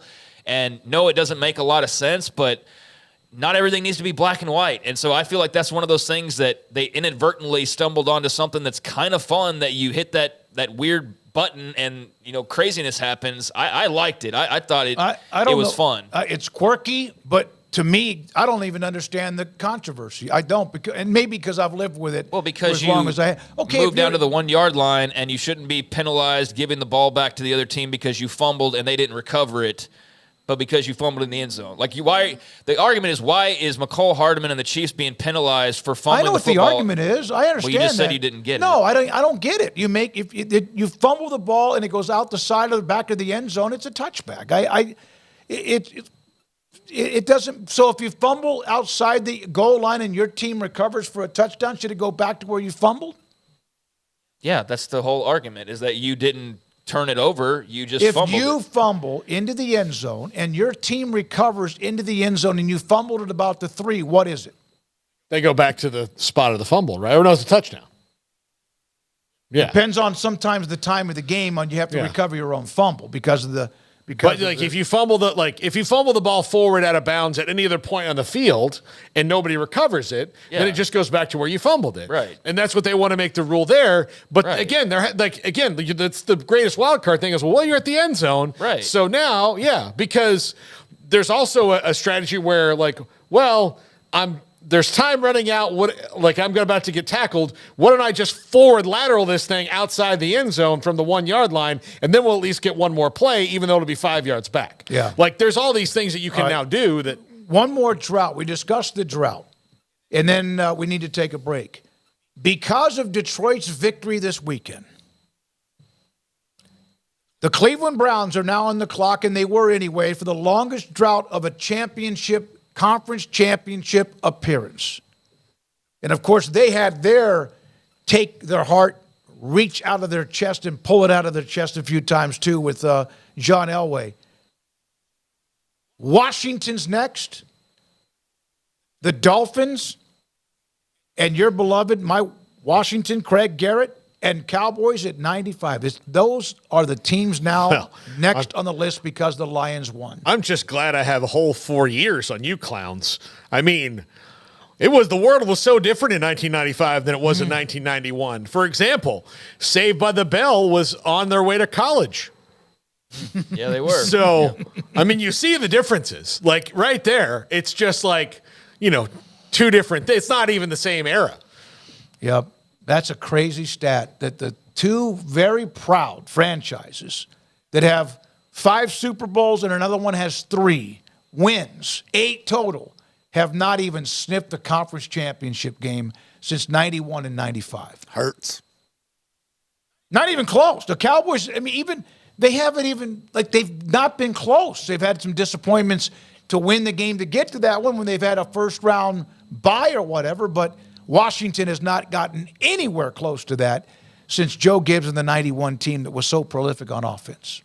Yeah, well, I guess that's what Washington gets for trying to have Jerry Jr. as their owner for, I mean, that's Jerry and then Jerry Jr. I'm happy I don't really care much about that for either one of those teams. Even as a Washington fan, I don't feel bad or feel any really sort of emotion because the Daniel Snyder era just kind of bled my fandom out, honestly. But, it's frustrating for fans of those teams. And yet again, it's a nice reminder of how rudderless Washington's been and how just I don't know what the solution is for Dallas. I mean, they've tried seemingly everything to, sign stars and do it all different types of ways with different head coaches. And the only factor that remains the same is Jerry. But I don't know how you change their fortunes all that much. I'm just more than feeling bad for those teams or for Cleveland or whoever. I'm happy for Detroit. Good for those folks. Absolutely. I mean, I'm happier for them than I am sad for those who are still dealing with that streak, and good for them to not have to be a part of that graphic anymore. And amazing to see. I was just a kid in elementary school when they were last at this stage, so pretty awesome to see what Dan Campbell has done, and they're a fun and easy team to root for. So, man, what a game in store this weekend. They played Washington in 91 for the championship with Barry Sanders and Eric Kramer, among others, and they just didn't have enough oomph in that team. The last time that Detroit was relevant repeatedly in the league, they still shot football cards like this. Yeah, no, they did. That was what they were doing. All right. So one other quick note on Washington and their drought. This is from Will Compton. Here is who they had. Now, he's joking about himself in that midsection. Then we have to take a break. Sean McVay, Kyle Shanahan, Mike McDaniel, Raheem Morris, Bobby Slovic. He's about to get hired by somebody perhaps as a head coach, and Matt LaFleur on that Washington staff at one time. Raheem Morris was a head coach and should be again, and I hope that he gets interviewing. Shot. He's interviewing for a lot. I hope somebody hires him this year because he'd be a great hire. He's certainly changed since his first go around. But yeah, that is one ridiculous staff that they had under Mike Shanahan there. 4 of them are currently head coaches. 4 of them, and Morris, of course, was. Slovic's getting a lot of attention right now. When we come back, we'll hear from Jake Spavital, Baylor offensive coordinator, and this is 365 Sports. Richard Carr, Buick GMC Cadillac, they are the people that you can count on for great customer service, for great deals, and they've been doing it now for over 2 decades here in Central Texas. Doing what? Selling you great vehicles and also giving you great prices and tremendous customer service, and that's what you can expect all these years later still anytime you walk into Richard Carr and take in all the offerings over there at the dealership. Right now, they've got a lot of good offers when it comes to both pre-owned and new vehicles. If you're looking for new, don't get a truck, get the truck, and that truck is the GMC Sierra from Richard Carr with power and strength and a stunning interior. GMC Sierra is the truck that has it all, and right now there are hundreds of trucks on the lot ready to move at a great price. You can save thousands in holiday savings on cars and trucks right now, and with a trade, qualified buyers can also save $10,000 on a GMC Sierra SLT crew cab, and military and first responders can save an additional $500 on top of that, and they trade for the best. So you check out their lineup of pre-owned vehicles as well. Over 100 used cars and trucks to choose from, all inspected with a 172-point inspection and that Richard Carr seal of approval. So go check out the crew that's been in business for 24 years in Central Texas and has built a reputation as the people you can count on for your automotive needs. Log on to richardcarr.com today. Call now or go see them now off Highway 6 at the Imperial exit. We're back on 365 Sports and joined by Baylor offensive coordinator Jake Spavital with Craig Smoak, Paul Catalina, And I'm David Smoak. Jake, can you kind of describe these last few weeks since you had the press conference with Dave Aranda at McLean Stadium? How do you describe? Is it a whirlwind? What is it? How do you describe it? Yeah, I would say a whirlwind. I'm telling you, like, it's in today's time of recruiting and just really the transfer portal and just trying to get the brand out as much as you possibly can in the state, on top of actually meeting with your current roster and putting together a new staff and actually trying to get to know them, man. It's been pretty crazy, but you just take it one day at a time, and there's a lot of great support. The structure of the program and the university is awesome, and it's been fun just kind of chipping away at it one day at a time. So still looking forward to getting to February. February is when the recruiting cycle goes to a dead period, and I think things are going to slow down even more for us. How difficult, you're in the recruiting mode right now, and you've done this before where you come into a place and you have to install a new system, but this one is different. How difficult is that to morph what guys can do, but add the new elements in, especially with players that have not played together when you throw in the transfer portal and all this as well? Yeah, that's always a very interesting deal. But, just being here for the first time, when we do the install, it's going to be the first time everybody hears it. So, it's going to be good for everybody if you're, coming in new from the transfer portal or if you've been here for a few years. So, that's always a very tedious process. We actually start our football schools tomorrow with our current players, on campus. Our staff's going to come off the road for an afternoon football school session where we have an hour with our current players. So, we're going to start with the installs, which will be very, very generic, very base. And we'll do that for the next 2 weeks. And then once it kind of gets to the dead period, that's when our installs and more familiarity and getting to know our current roster even more. Because that's the name of the game right now is truly diving into your current players. Because, obviously anybody has the opportunity to leave at any given moment, but it's all about relationships, and you need to make sure that you're doing your due diligence and diving into these players as much as you possibly can, and really just kind of easing them in this process of a new install. Jake, what is that like specifically with the quarterbacks? And I know, DeQuan Finn now on his way. I wasn't sure exactly if you could talk about him or not, but if you can, by all means, can you dive in on DeQuan Finn, what made him an attractive option for you guys, and, just getting him to Waco and having him being a part of this program?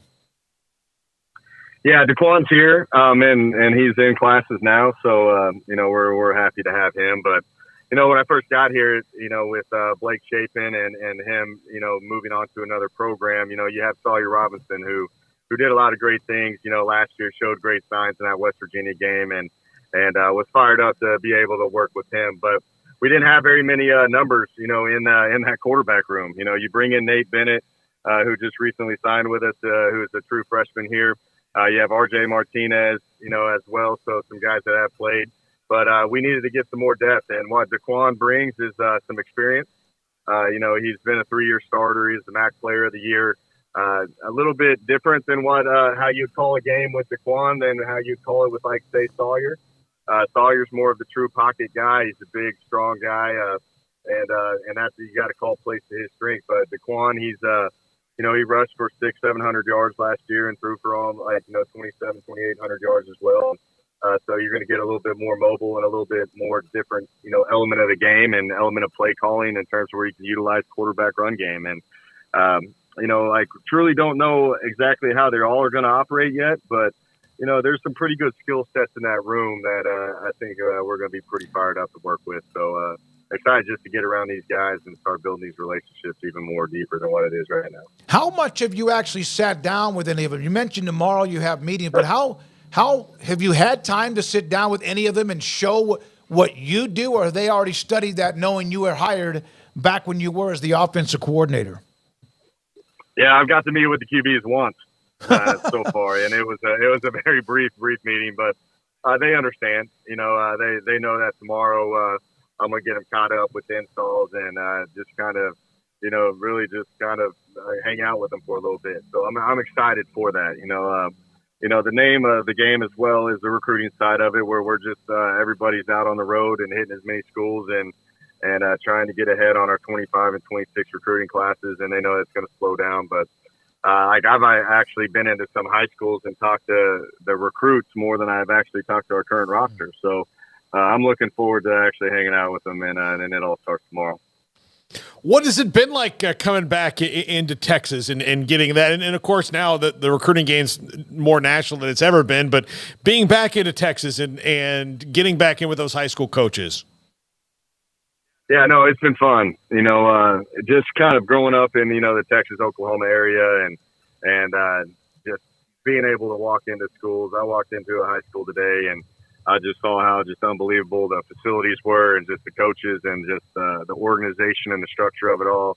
It's fun to be a part of it. The state has got such great talent and such great coaches, and just the programs and watch the development of it. It's fun to be back around it. But it's been a smooth transition because I do have the familiarity of the state of Texas, so that's been easy for me. But I've been truly enjoying, getting to go back into these schools and see these coaches again and see what kind of players they got to offer for Baylor in the upcoming years.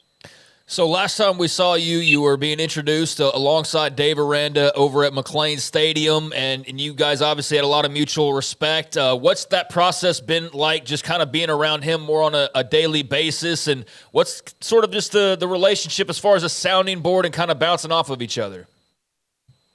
Yeah, no, Coach, just enjoyed so far being around him. He's such an authentic, genuine person. Really takes care of his entire staff. It's not just the full-time coaches, it's just everybody that's involved with the program. And just learning from him and on how he runs his program and from the, kind of his experiences from, great programs like LSU and Wisconsin, and just kind of see his touch. It's been great to, learn from him and adapt to the way he does things. But yeah, he is a ball coach, which I love. He's in there watching tape and asking questions and always wanting to just talk a new scheme or just how to defend things, or, when he watches the NFL games, on this past Saturday and Sunday, he's talking about certain blitzes that he saw the Ravens do. And he just loves the game of football. And, I'm excited to be a part of that because it means a lot to him. He takes a lot of pride in making sure he does the right thing and really cares about the kids. And you can really see that genuine, authentic touch that he brings to Baylor. But fortunate to be a part of it, and I'm very excited to keep learning from him. But the thing that fires me up the most about him is he loves the game of football, and he can sit there and talk for days and days about it. You have been with some successful offenses based on what you've done with teams. What has been the common variable there? Is it the quarterback play, or is it much more than that? The quarterback play has to do with a lot of it. But what I've learned over the years, it's more about just the continuity with the team and the selflessness. We're in a time where a lot of guys are afraid to do sacrifice for their teammates. And, this is the ultimate team game. And when you get a group of guys that are willing to sacrifice for their teammates and are all on the same page, that's when it truly takes off. I've had teams that were, fully committed into it. I've had teams that were 50-50 on it. And, in those 50-50 teams, you really got to find the guys that you can lean on, and which makes it hard calling plays at times. It does. And what I've learned is just, if these guys are willing to play hard and be on the same page and sacrifice for each other, great things are going to come with offensive football. What's it like jumping into the Big 12 again in this? It's a brave new world of a conference. I mean, it's not the same one that the last time you're in the conference that you left. It's there's going to be 8 new teams and all this it's got to be kind of wild from that perspective. Yeah, it's just interesting. I coached in the Big East. I've coached in the Conference USA. I've coached in the Pac-12, and I feel like all those conferences have just kind of joined now. With UCF and Houston and BYU and Cincinnati, but then bringing in the Pac-12 teams of Utah, Colorado, Arizona, and Arizona State.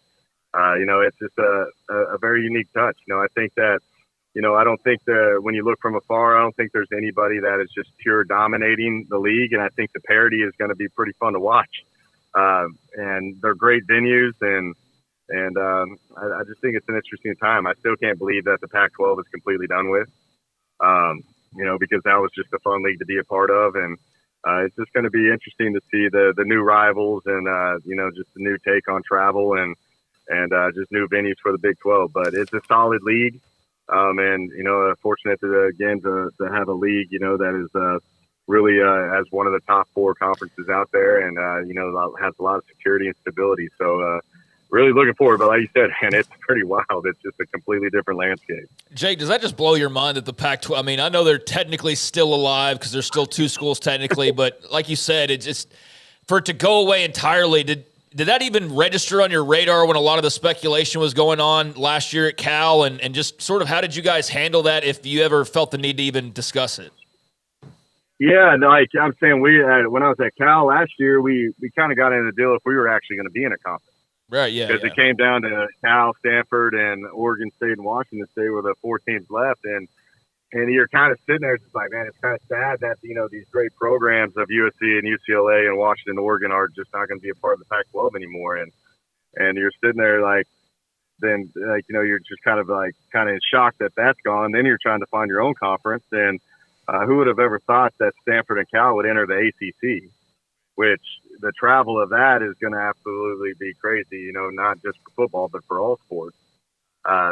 Just to be able I think Cal next year plays Wake Forest and North Carolina State and Syracuse and, out there on the East Coast, which that's going to be tough. A lot of those schools, you're going to have to travel on Thursdays to go about 2 days in advance just so you can get acclimated to the time change. So very interesting times in college football, but, that's why you got to be thankful where we're at and that we've got great leadership and we're part of a great conference.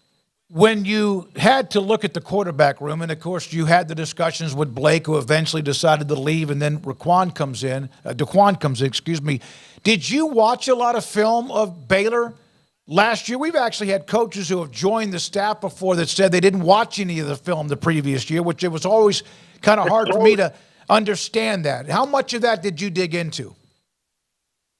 I watched all their games. I did.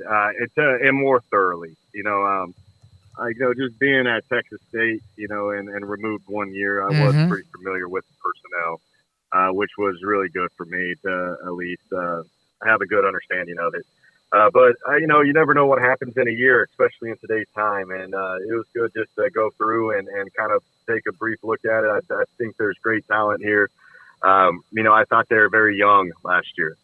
I think that's what kind of fires me up a lot is that, there's a lot of young kids that have got some valuable experience in a great league. And that's what's going to be fun working with these guys in the spring because they're just going to continue to get better because, that O-line, I think there's 3 really young kids that played, which that you can't put, you can't explain how unbelievable it is for a kid to get great experience like that at that age. And it's going to be a great thing for us. But I did get to watch a lot of the talent, and just all the moving parts. I knew there was a lot of tight ends and the running backs. You got to have a good little vibe of that. And then what you could see of the receivers, I got to watch a lot of them. And I do think that there's a lot of good talent that is sitting in that room. We just got to find we got to put them in the pieces and put them in the place, put pieces in place for them to have success. And that's the fun part of watching them, put it all together. Jake, you know that the last couple of years did not end well. Last year, of course, was struggling from almost the beginning. The loss to a place where you know a lot about with Texas State. What was the conversation with Coach Aranda and your thought process, knowing that they were coming off a bad year and knowing that there were thoughts about Coach Aranda's future and you joining his staff? Yeah, I think that what Baylor's done in the past, they've won, and Coach Aranda's won here. You forget that, he won the Sugar Bowl, in 2021, which was a great year, and that's not, that's 2 seasons ago, really. So, I just wanted to talk with Coach on, his vision and what he wanted, and he's a very calculated man, and the thing that I really appreciate about him is he's a humble guy, and he takes ownership on last year, and he does talk about the positives and the things that are in place and what is needed. And he is a ball coach, like I've talked about, he just truly loves, being a part of it. And And, you talk about job security. I think there's job security issues at every school that you go to, we had the same thing when I was at University of California. I took that job last year, knowing that they were going to be on the hot seat as well. But you look at the pieces in place, you look at the vision, with Coach Aranda calling it, I think he's one of the greatest defensive minds ever. And, that's a very comforting thing for me. And, I do think that he's got a great culture. When we talked about how, only 5 guys hit the portal, which I think us and Kansas are the only two, the least amount of transfers in the Big 12. And it just shows that people want to play for him. He's about diving into the kids. It's about development. And I think the direction is there, and I know they got the talent to be successful. Jake, this is the first time that Baylor will have an offense in 7 or 8 years that is this type of open. Not that you're not going to run the ball because you need to, but it's going to be a while. Baylor fans were kind of thirsty for something new, with all due respect to the Sugar Bowl team, to have something new. Did you think much about that it's been that long? They've run different offenses with Coach Rule and Coach Aranda? Yeah, I know it. When you started kind of diving into Baylor, I really last time was before Matt Rule was the last time they really spread it open, and that's something that kind of intrigued me too, because I think that it will cause some excitement around here, not just for the fan base but for the players. I do think that when you're playing an up tempo offense and you're spreading it around and you're getting everybody touches, and I think it's a fun, exciting type of ball, and it's going to get these kids excited to play, and that's going to be a fun thing for us. It's just watching the excitement of these guys, because there's nothing wrong with the previous schemes that they're in. Those are all good schemes. I just think that the spread offense and the up tempo offense is very fit for the college system, because I think when you slow it down and you huddle, you got to be perfect with plays, and a lot of the times you may not have the personnel to do that, and a lot of that has to deal when when you make millions of dollars in the NFL, where you can slow the games down. Where I know that these kids will make a lot of mistakes next year, but if you're playing at a fast pace and try to get 20 more plays a game than what they're used to, I think they're going to have an opportunity to have more success. So I think they're excited right now. They're very eager. They've been hitting me up, on the phone, asking me when I'm getting off the road, because they want to start working it all. And I just know that, they're going to enjoy, the process of the off-season installs and spring football and summer and fall camp. And it's going to be fun to watch these guys put it all together. Last question, and thanks for your time. I know you're busy. Are you more do you get more excited about hands-on practice or the preparation game plan for a game?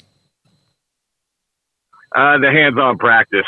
I think in spread, tempo offenses, you're going to do what you do and you got to get good at it, and that's something that I've already preached to these guys, in the one time I've met with them. It's about, we've got to have some consistency, and we're going to have an identity of who we are. And I think where the practice is where you figure it all out. I think you just, with all the choice routes that we run and just the demeanor that you play with and the intentions and the tempo, everything that you do in practice is going to be in direct correlation of how it translates to the game. And that's the fun part to me is it's going to be a lot of hands-on stuff and practicing with them. And eventually you're going to see it click for them, and you're going to start to see the confidence arise in these guys. And the rest is when we get to games, it's about them going out there and doing what they've worked on in practice and built their the continuity and built the identity of who they're going to be. David Aranda, a defensive mind, Jake, but is it complementary? Have you all talked much about what you want to run on offense, what you will run on offense, what he wants to do on defense? Is there discussions about how that complements each other? Yeah, and there's the element too of being a head coach for 4 years. I understand that you've got to complement each other, and selfishly you want to do the, like I used to be when I was a coordinator and I wasn't a head coach yet. I wanted to snap it as many times as I possibly could, even if it hurt the defense. But I've grown up a lot over the years, and you want to play fast and you want to play, smart, but you also want to make sure that you're putting the team in the right position to have success. And that's if you're, you don't want to, if you're struggling moving the ball, you don't want to go out there and 3 and out in 10 seconds and punt the ball back to the defense who's playing well. You got to learn how to control the game. You got to learn how to do things the right way. And I've had a lot of talks with Coach about that already, and I know what type of vision he wants, but he does want to open it up. He wants us to go score as many points as we can, and he's really in tune on making sure that he can get the ball back as many times as possible back to the offense. So, there's going to be a lot of discussions in the future, but, just being in that head coaching role for a while, I understand the importance of making sure we're all on the same page. Thank you for the time today. Great to hear from you. Appreciate your time. Hey. Jake Spavital. Yes, sir. Thank you. Jake Spavital, Baylor offensive coordinator with us. First time, I believe, he was introduced at McLean Stadium back when he was first hired, and that was just a few days afterwards, and had a chance to get a lot from him. There's a lot of questions that's still out there. We have plenty of time to get him over now in the spring and eventually into the season too. But good to hear what he has to say about the offense. Complimentary, that's always been brought up. And also the first time since 16 that Baylor's going to run an offense that is pretty much hair on fire. Yeah, it'll be interesting. You are the king of just one more question. Another question. You able to fit him in there? Like I he shouldn't open up. Yeah, every time he says something, I thought about yet another question. I know, but it's just funny how that happens.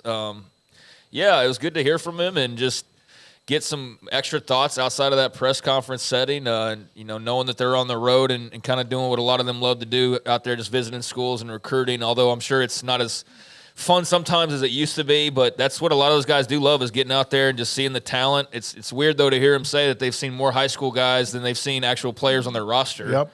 I mean, I think that's a problem with the calendar, I should say, not with, like, anything else, but that seems like it really shouldn't be that way at this point. But luckily, they get started tomorrow, and he'll be able to dive right into getting to know these guys and, excited. Just here's the thing with Baylor right now is, like, if I just wanted to churn out just generic thoughts, I could do that, but I don't want to do that because I don't disrespect our audience. And so for me right now, I don't have like some big proclamation or prediction on, I think they're going to win 9 games next year. Like, I have no clue right now what they're going to do. And I am just kind of sitting back this season, especially after the way last year went. We were so confident they were going to be good and all this. Like, I'm just going to let it play itself out. And I know that's not what we're supposed to do, and I know that's not what fans want to do. Like, they want to know and be told, like, they're going to be good, and they want to be, assured that they're going to get this payoff. But I can't promise that, because there's just as good of a chance that they win 8 games next year as they win 3. And we really don't know what they're going to look like with all of the changes that have occurred. So from that standpoint, I don't know what to expect other than a lot of new, and it's just going to be exciting to see just, a new chapter and kind of how it all works or doesn't work in the end. But I like the Spavital hire.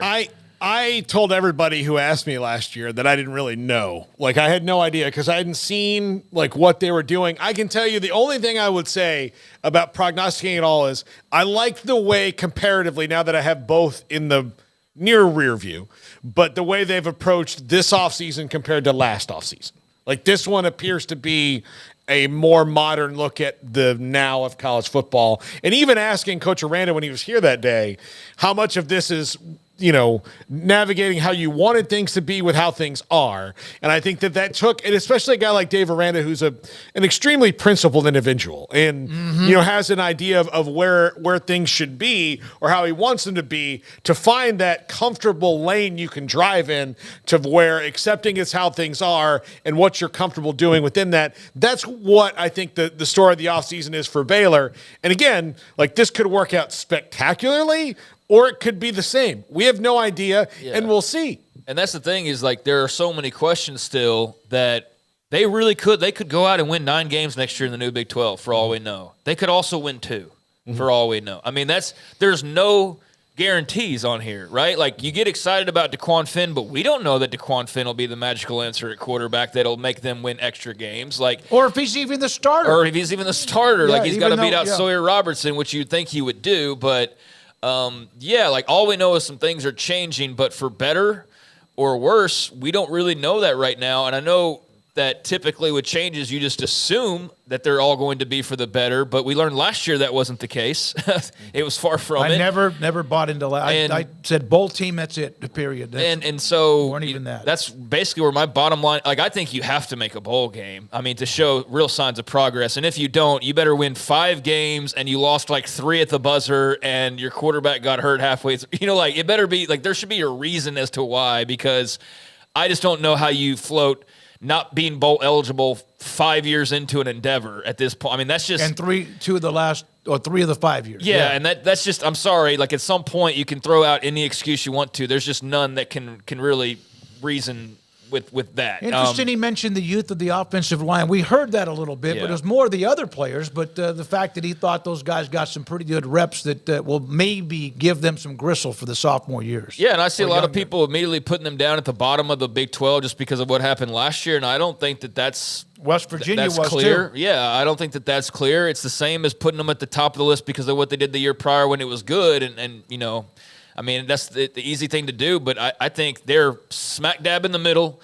You want to put them lower, that's fine until they prove you otherwise. But this is a brand new team, not last year's team. It's not the team of 2 years ago. And what they end up looking like, well, the process of that's getting started right now. And they've made all the changes they could seemingly make for the time being. And we'll see, how all that works out. But, yeah, I'm excited just to see a new team. Last year left such a bad taste in everybody's mouth, just the way the whole thing kind of went, that I think once the ball gets rolling out there on the fields for spring, it'll be nice to start a new chapter. Last year's team, I think it was tough for everybody, whether you're a fan, a donor, an alum, a coach, a player, or even if you covered the team, because there was not much there.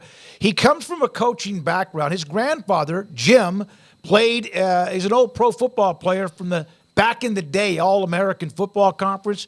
His father was a football coach at Broken Arrow High School. His brother Zach's at Maryland, who has been around at other places too. And Jake Spavital, we appreciate him. Jared Anderson will join us, the new offensive line, tight ends coach, Jared Anderson will join us tomorrow in the 5 o'clock hour. Yeah, there's new coaches on offense and a lot of new faces to learn. And so, yeah, it's going to be interesting. But, you pointed out the comment on the O-line. I mean, that was the case for a lot of positions last year, was they were super young. It just wasn't what you wanted to hear because there's no quick way to fix that. And what you were hoping to hear was that they would turn the corner at some point, and they never did. But if there is one thing you can kind of hang your hat on, or your hopes on, I should say, is that they were exceptionally young last year. They really were. That's not an excuse for the end result, but it is part of the reason for the end result. That is a valid reason. So, yeah, that's the big hope, is that a lot of these guys grow up, and they'll need to this offseason. All right, when we come back, Dan Hope, talk about a weekend that was for Ohio State. Ryan Day, not just in the transfer portal. We'll hear from Dan Hope, 11 Warriors, Evan Miyakawa, evanmia.com, analytics data on men's basketball across the country, including, of course, dropping into the Big 12, and Paul's Top 5, and this is 365 Sports. Wow. Ted Teague called me last week, or texted me last week, said, hey, why don't you drop by sometime this weekend and pick out a car, a truck, or an SUV that you want to drive. I am driving the 2024 Wagoneer L4 4x4, Baltic gray, metallic clear exterior paint. This is an Alpha. This right here is an incredible vehicle. Capri leather trim seats, global black interior, Hurricane twin turbo with start-stop, 8-speed automatic, 8 HP, 75 transmission. No ride is too rugged. 10 inches longer than the standard Wagoneer, maybe even a foot. Impressive towing capacity. Those are just some shots of the car that I'm driving. Full speed forward collision warning plus, electronic stability control, selectable tire fill alert. Uconnect 5 navigation, 10.1-inch touchscreen display that can almost like it lights up when you turn it on. GPS navigation, 9-speaker system Alpine with subwoofer, and I've turned it up because Eric said, no, go ahead. It's amazing listening to music or whatever it might be. Heating, steering, control, everything's great. All the amenities you'd want. I've been driving it around since Saturday. Ted Teague and Alan Samuels, Dodge Chrysler Jeep Ram Fiat, set me up. I'm going to drive it for another couple of days. Automatic body side steps when you get up because it is a tremendous vehicle. I could go on, and I will over the next few days as well. 18-inch fully painted satin carbon aluminum wheels. They're sexy and good looking too. It is Alan Samuels, Dodge Chrysler Jeep Ram Fiat. Thanks to Eric Carrillo, for setting me up and helping me understand it because it is loaded. Wagoneer, Alan Samuels, Dodge Chrysler Jeep Ram Fiat, Loop 340 east of 84 in Waco. Pizza, burgers, and Bears football. There's no place around Waco that serves them all other than Bubba's 33. Come show your green and gold and enjoy some of Waco's best food and beverages while watching your favorite team, the Bears. When real Bears fans get hungry, Bubba's 33 is the #1 spot for ice-cold drinks, hand-stretched, stone-baked pizzas, and bacon-infused burgers. Join us for indoor or patio dining. Bubba's 33, Waco's restaurant and proud supporter of Baylor Bears football. Sick 'em, Bears. Established in 2007 and independently owned, Alliance Bank Central Texas is committed to helping families and businesses meet their financial goals. From their tellers to their board of directors, they know the importance of superior service and competitive products. Customers have confidence knowing that their financial needs are in good hands. It's your bank, Alliance Bank Central Texas, with 2 Waco locations, 4721 Bosque Boulevard and 191 Archway Drive on Highway 84, and at AllianceBankTexas.com. Member FDIC and Equal Housing Lender. At Ideal MRI, we feel blessed to be part of the Waco community. We're a small family business here in Central Texas. At times like this, the cost of healthcare has never been more important. And unfortunately, significant illnesses and injuries still occur. And that's why Ideal MRI is open and here to serve you through this difficult time. So if you need an MRI, ask your doctor about Ideal MRI. You can schedule online in minutes at idealmri.com or call 833-IDEAL-MRI. It was broad daylight. I stepped into a gas station for 5 minutes to grab a snack, and just like that, my car was broken into. They made out like a bandit. My laptop, my phone, everything. I called my agent to see what could be done, and he restored my faith in humanity. My claim was processed so quickly, and I was able to recover my losses. Stop by and see our agents at one of our 3 McLennan County locations. Coverage and discounts are subject to qualifications and policy terms and may vary by situation. Stepping into the boots of a U.S. Army officer can add confidence and leadership skills to your son or daughter's career path. See all the things they can achieve in our boots at GoArmy.com. U.S. Army Waco Recruiting Company, 254-598-8131 or 254-776-1543. Developed by Startup Waco, a nonprofit organization, GXG is a program designed to support the entrepreneurial development of Baylor University student athletes through NIL activations. The program helps student athletes maximize their platforms and offers a comprehensive support system for them to create and grow new businesses that not only benefit themselves, but also uplift the local economy. Fans who wish to support student athletes can donate to GXG via the GXG NIL Fund, BaylorBears.com/GXG. Contributions to support NIL activations through GXG can be made at BaylorBears.com/GXG. For more information, follow at GXG_GreenXGold on social media and visit the official website www.gxg.startupwaco.com.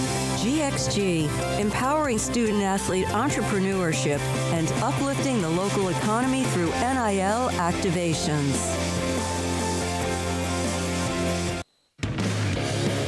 This is 365 Sports. The Sikkim 365 app is brought to you by Alan Samuels Dodge Chrysler Jeep Ram Fiat. Come by, let's be friends. 365 Sports, 5 o'clock hour is here. Bottom of the hour, we'll dig into men's basketball, analytics, data, wins, losses, too. Strength of schedule, all that with Evan Miyakawa, but joined by Dan Hope, 11 Warriors. Dan, thanks for your time with Paul Craig, and I'm David Smoak. What kind of weekend did the Buckeyes have? Yeah, certainly a very busy one. I mean, it's been really a busy very few weeks for the Ohio State football team in terms of adding transfers, bringing players back who could have entered the NFL draft. There's been, a lot of good news on that front for Ohio State as they try to, really build up their roster for the 2024 season.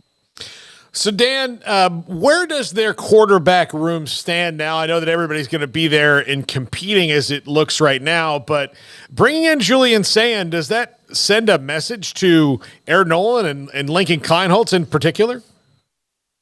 Yeah, I don't know that sending a message is the right way to put it. I think what it really is Ohio State got a second chance to land the quarterback who was ranked as the number one quarterback in the class of 2024, and they said they couldn't pass that up. I think when Julian Sayin entered the transfer portal, he did so wanting to play for Ohio State. Ohio State was his second choice during his high school recruitment. And so I think, once he entered the portal, he quickly reached out to Ohio State and expressed interest in playing there. And I think Ohio State ultimately determined that, he was too good to pass up a chance to get. So, there's this discussion about how much are they committed to NIL, transfer portal, high school, and that's fine. It's the way America is today in college football. Was there a change in philosophy or just more of a renewed effort? I think probably more of a latter, but maybe a little bit of both. I mean, I think when Ohio State, when NIL first started in 2021, the first year or two, Ohio State was definitely a little bit hesitant to dip its toe in the water the way, maybe a school like a Texas A&M did or some of the other programs in the South. I think Ohio State definitely took a more cautious approach early on.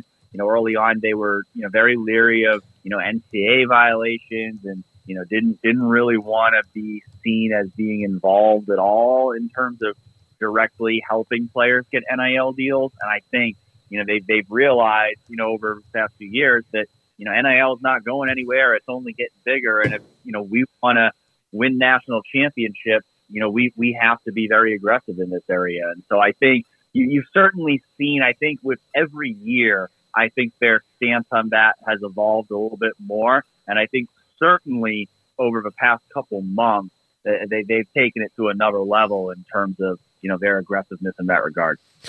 Did Michigan winning the national title throw any extra logs on that fire, like as far as maybe accelerating the plan a little bit more? Yeah, I think it absolutely did. I think that to see your rival have that kind of success, to lose to your rival 3 years in a row, it sends a message that, Ohio State needs to do more if it wants to be the team winning the national championship. And so I think, without a doubt, that played a part in the renewed effort for, accelerating the NIL efforts. And I think a lot of it too is I think Ryan Day understands the situation here. 3 years in a row, Ohio State always says its major goals are to beat Michigan, win the Big Ten, win the national championship. Ohio State has not achieved any of those goals since 2020. And so I think Ryan Day knows, he might not have a job a year from now if they don't achieve those goals this year. And so I think that certainly leads to an increased sense of urgency as well. So, Dan, immediately when Julian Sayin committed, as I'm sure you saw, was all right, where's Aaron Nolan going? And, what about the rest of the quarterback room? I know that there's already been some talk about that and reaffirming his future and all those types of things. But what do you think that the last few days of action mean for that quarterback room moving forward, outside of Will Howard's the guy for right now, and then the rest can be sorted out later? Yeah, I mean, I think that's, certainly the simple answer. I think, realistically, does anyone at Ohio State expect that all five quarterbacks on the roster now are still going to be there in September? I think the answer to that would be no. I think they would expect there to be some attrition from that room. I think the goal is certainly going to be to limit that attrition. I think, Ohio State, if one of those guys leaves, not a big deal. 4 is usually their target number anyway. If 3 guys leave, well, then you have a little bit of a problem in terms of your depth at quarterback. So I think managing that situation is certainly going to be an important job for Ryan Day and Bill O'Brien as the new offensive coordinator and quarterback coach. I think, managing that situation, I'm going to be very interested to see whenever we do get opportunities to watch them practice this spring, just how are they going to manage those reps at that position? Because like you said, Will Howard is going to be the guy this year if everything goes according to plan. You certainly expect he's going to be the guy taking most of the first team reps this offseason. But then, you go into spring, you get 4 other guys, and you have to kind of manage, those guys' reps. It's going to be very interesting to see how Ohio State decides to approach that. What about Brian Hartline and his role? He's a great recruiter, hell of a coach, but because of the Bill O'Brien hire, is that any kind of a step back for him? Maybe a little bit, but I think the thing that, would be important to clarify there is Brian Hartline was not calling the plays last year, even got that promotion to offensive coordinator. And so I think realistically, the promotion for Brian Hartline last year, it was more of a giving him a bigger title and giving him a big raise to keep him on staff because he's such a good recruiter, because he's such a good receivers coach. I think, there was some conversation last year about the possibility of him calling plays, of him being more of a true offensive coordinator. But ultimately, Ryan Day didn't become comfortable with doing that. And so, I think that ultimately precipitated the move to, bring in an actual offensive coordinator to call the plays, take that off of Ryan Day's plate. And in turn, Brian Hartline is now, co-offensive coordinator instead of offensive coordinator. But, he's certainly someone who's still going to have a lot of influence on that staff. He's certainly somebody who's still valued very highly by the staff as a recruiter and as a receivers coach. But, a little bit of a step back in terms of, maybe his climb up the ladder as a coach to where, he's no longer that top assistant on the offensive staff. What was the Bill O'Brien hire met with in Columbus? Definitely mixed reactions. I think there's people who view it as a home run. You got a guy who's a former NFL head coach who has a ton of experience both in the NFL and in college as both a head coach and an offensive coordinator and as a quarterback coach. And then there's other people who are like, well, the Patriots had the worst offense in the NFL last year. There were mixed reviews of his time at Alabama. And so I think it's definitely been a mixed reaction among Ohio State fans in terms of this hire. But, you look at the resume, there's not a lot of other people they could have hired who check as many boxes as he does in terms of, his experience at both the NFL and collegiate levels. And I think that ultimately led to Ohio State's decision to hire him. Paul brought up earlier about the pressure with Michigan, Harbaugh, what they've done 3 years in a row. And, of course, that enough is enough to make Ohio State fans explode and the players and coaches. Where is Ryan Day mentally right now and how he's going to handle the next few months going forward? Yeah, I think he certainly understands, the pressure that's on him this year to beat Michigan and, for Ohio State to, take a step forward from where it's been the last few years. But, I think certainly if you're an Ohio State fan, you like seeing the way this offseason has started. You like seeing the way he's responded, where maybe the last couple years, I think there was a perception that maybe Ohio State wasn't being aggressive enough to respond to, losing to Michigan. I think the way they've started this offseason, both in terms of the transfers they've added, some of the coaching staff changes they've made, I think that sent a clear message that Ryan Day feels a sense of urgency. He knows this is a really big year for him and that, there is that pressure in Columbus for Ohio State to get back on top of that rivalry. And I think the way that they've approached this offseason so far speaks to that. So with the new Big Ten, and God knows it's hard to keep up with all these teams, but we know who's coming in, and they're pretty good. What are the expectations of how all this works? What would be your Power Five right now with Oregon and obviously Washington, USC, and UCLA joining the mix of what normally is Ohio State, Penn State, obviously Michigan, and maybe one or two others? Yeah, I think of the 4 teams coming in, I think I view Oregon as the biggest threat for next season to, come in and compete for the Big Ten championship right away. Obviously, Washington's got some major turnover right now after losing Kalen Four. USC, they've got to get their defense fixed, and they're not going to have Caleb Williams next season. UCLA, is a team that I think, they're going to kind of fit somewhere into that middle tier of the Big Ten. I think, based on, what they've been able to do in the Pac-12. But, when I look to next season, I mean, from Ohio State's perspective, in terms of who their top competition is going to be in the conference, I think it could very well be Oregon. Michigan is losing a lot. We still don't know if Jim Harbaugh is going to be Michigan's coach next year. Penn State's got a lot of returning talent, but they haven't shown that they can get over that hump and win those big games over Ohio State and Michigan. And so I look at Oregon, especially with Ohio State having to go on the road to play Oregon and Eugene this year, as potentially Ohio State's biggest competition for the Big Ten title. Dan, thank you very much, as always. Really big weekend for Ohio State, and the transfer portal plus Julie with Sayin, the Alabama decommit to then goes to Ohio State. What a room that's going to be. And thanks for the time, Dan. Hope 11 Warriors on Ohio State in what they've done. A lot more to get to. We're not done. I've got two quick notes for you. Okay, note away. Baylor has picked up a transfer portal commitment. Texas Tech defensive end Steve Linton is on his way to Baylor. Nice little pickup for them in an area of need. They need to get after the passer, and they need bodies to do that. And Steve Linton is a nice pickup for them. And Texas A&M has a new interim director of athletics, and you've probably never heard of him. His name is R.C. Slocum. Huh. I saw him a couple of tweets in recent days, one about Dan Campbell, Aaron Glenn, and the attachment to Texas A&M. That was pretty cool, huh? Well, he is the greatest coach in A&M history. R.C. Slocum is. And I'm not I know Bear Bryant coached there, but he wasn't there that long. R.C. Slocum's the all-time winningest coach. And, Dan Campbell, Aaron Glenn, those teams, he built those teams.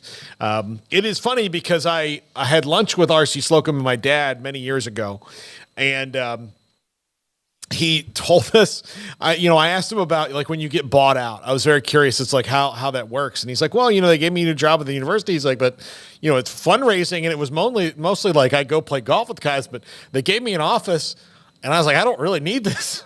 So yeah. I guess he felt weird about it. He wanted to do more, but it was, that transitional time, and Dennis Franchione's there and everything. But so now he's going to be the interim AD until they find a new one, effective on February 1st. So very expensive book holder or book place. What do you call it? Placeholder, basically.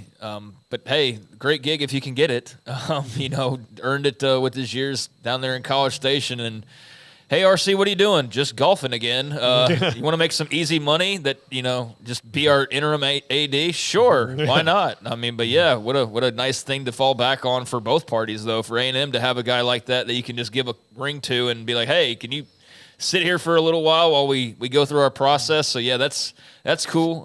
He's meant a lot to that university. And then on Steve Linton, it's an area of need for Baylor. They need edge rushers. Everybody in the country needs edge rushers.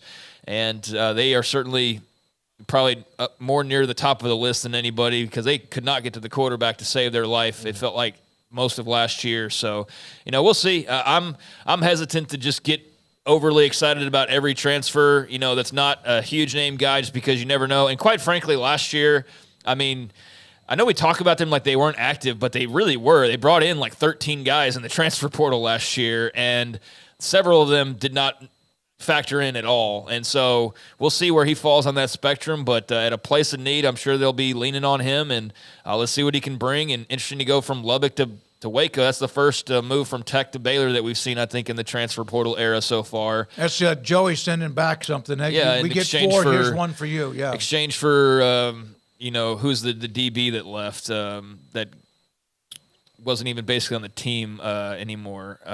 You know what I'm talking about, right? Yeah. After the last year. Yeah. So I'm not answering anything from you. I don't have any more questions. No. But no, I don't even remember his. And I'm not saying it to be shysty or shady. I really don't remember his name. I'll have to go look at the roster. Yeah. But he left, and then I think there might have been somebody before that. I don't know. But yeah, this is the first person to leave Joey's team to come back to Baylor. 3 sacks, 18 yards. He also had who?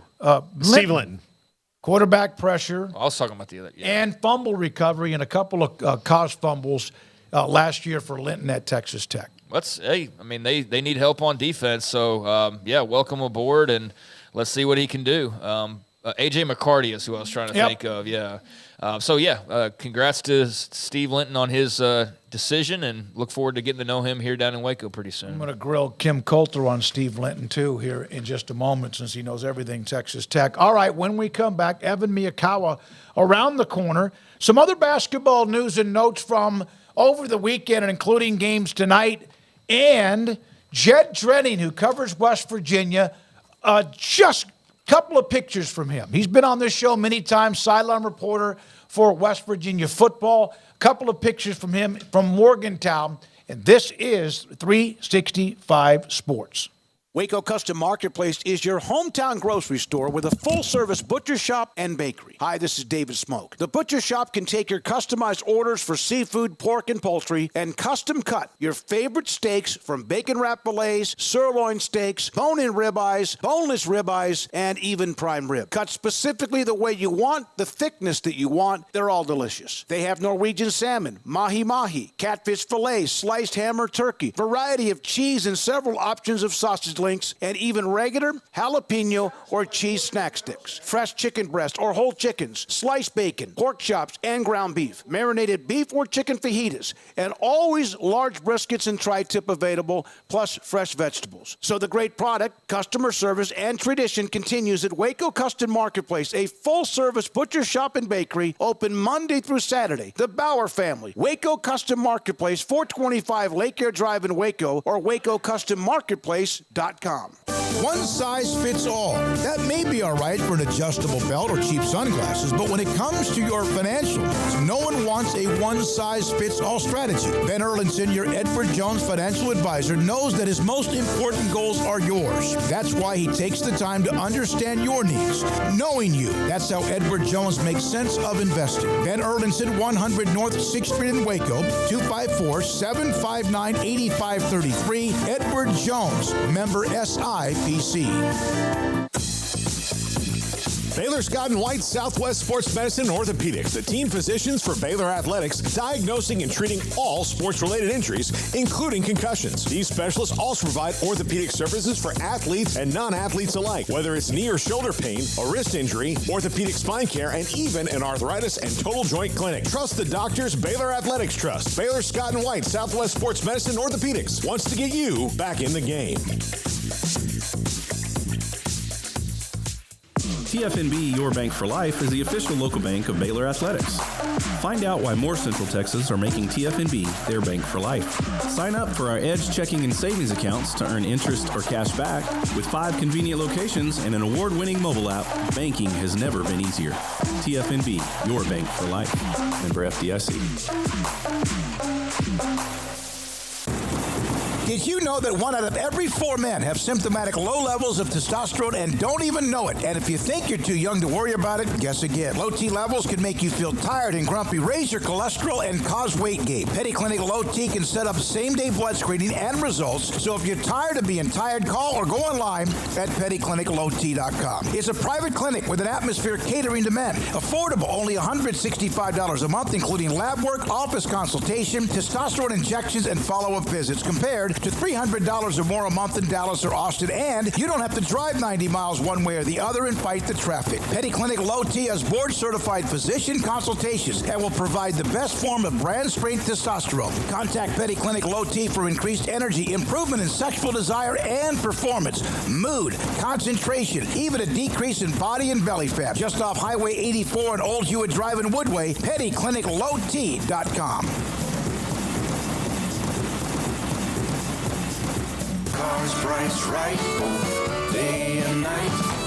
Average your car in Texas.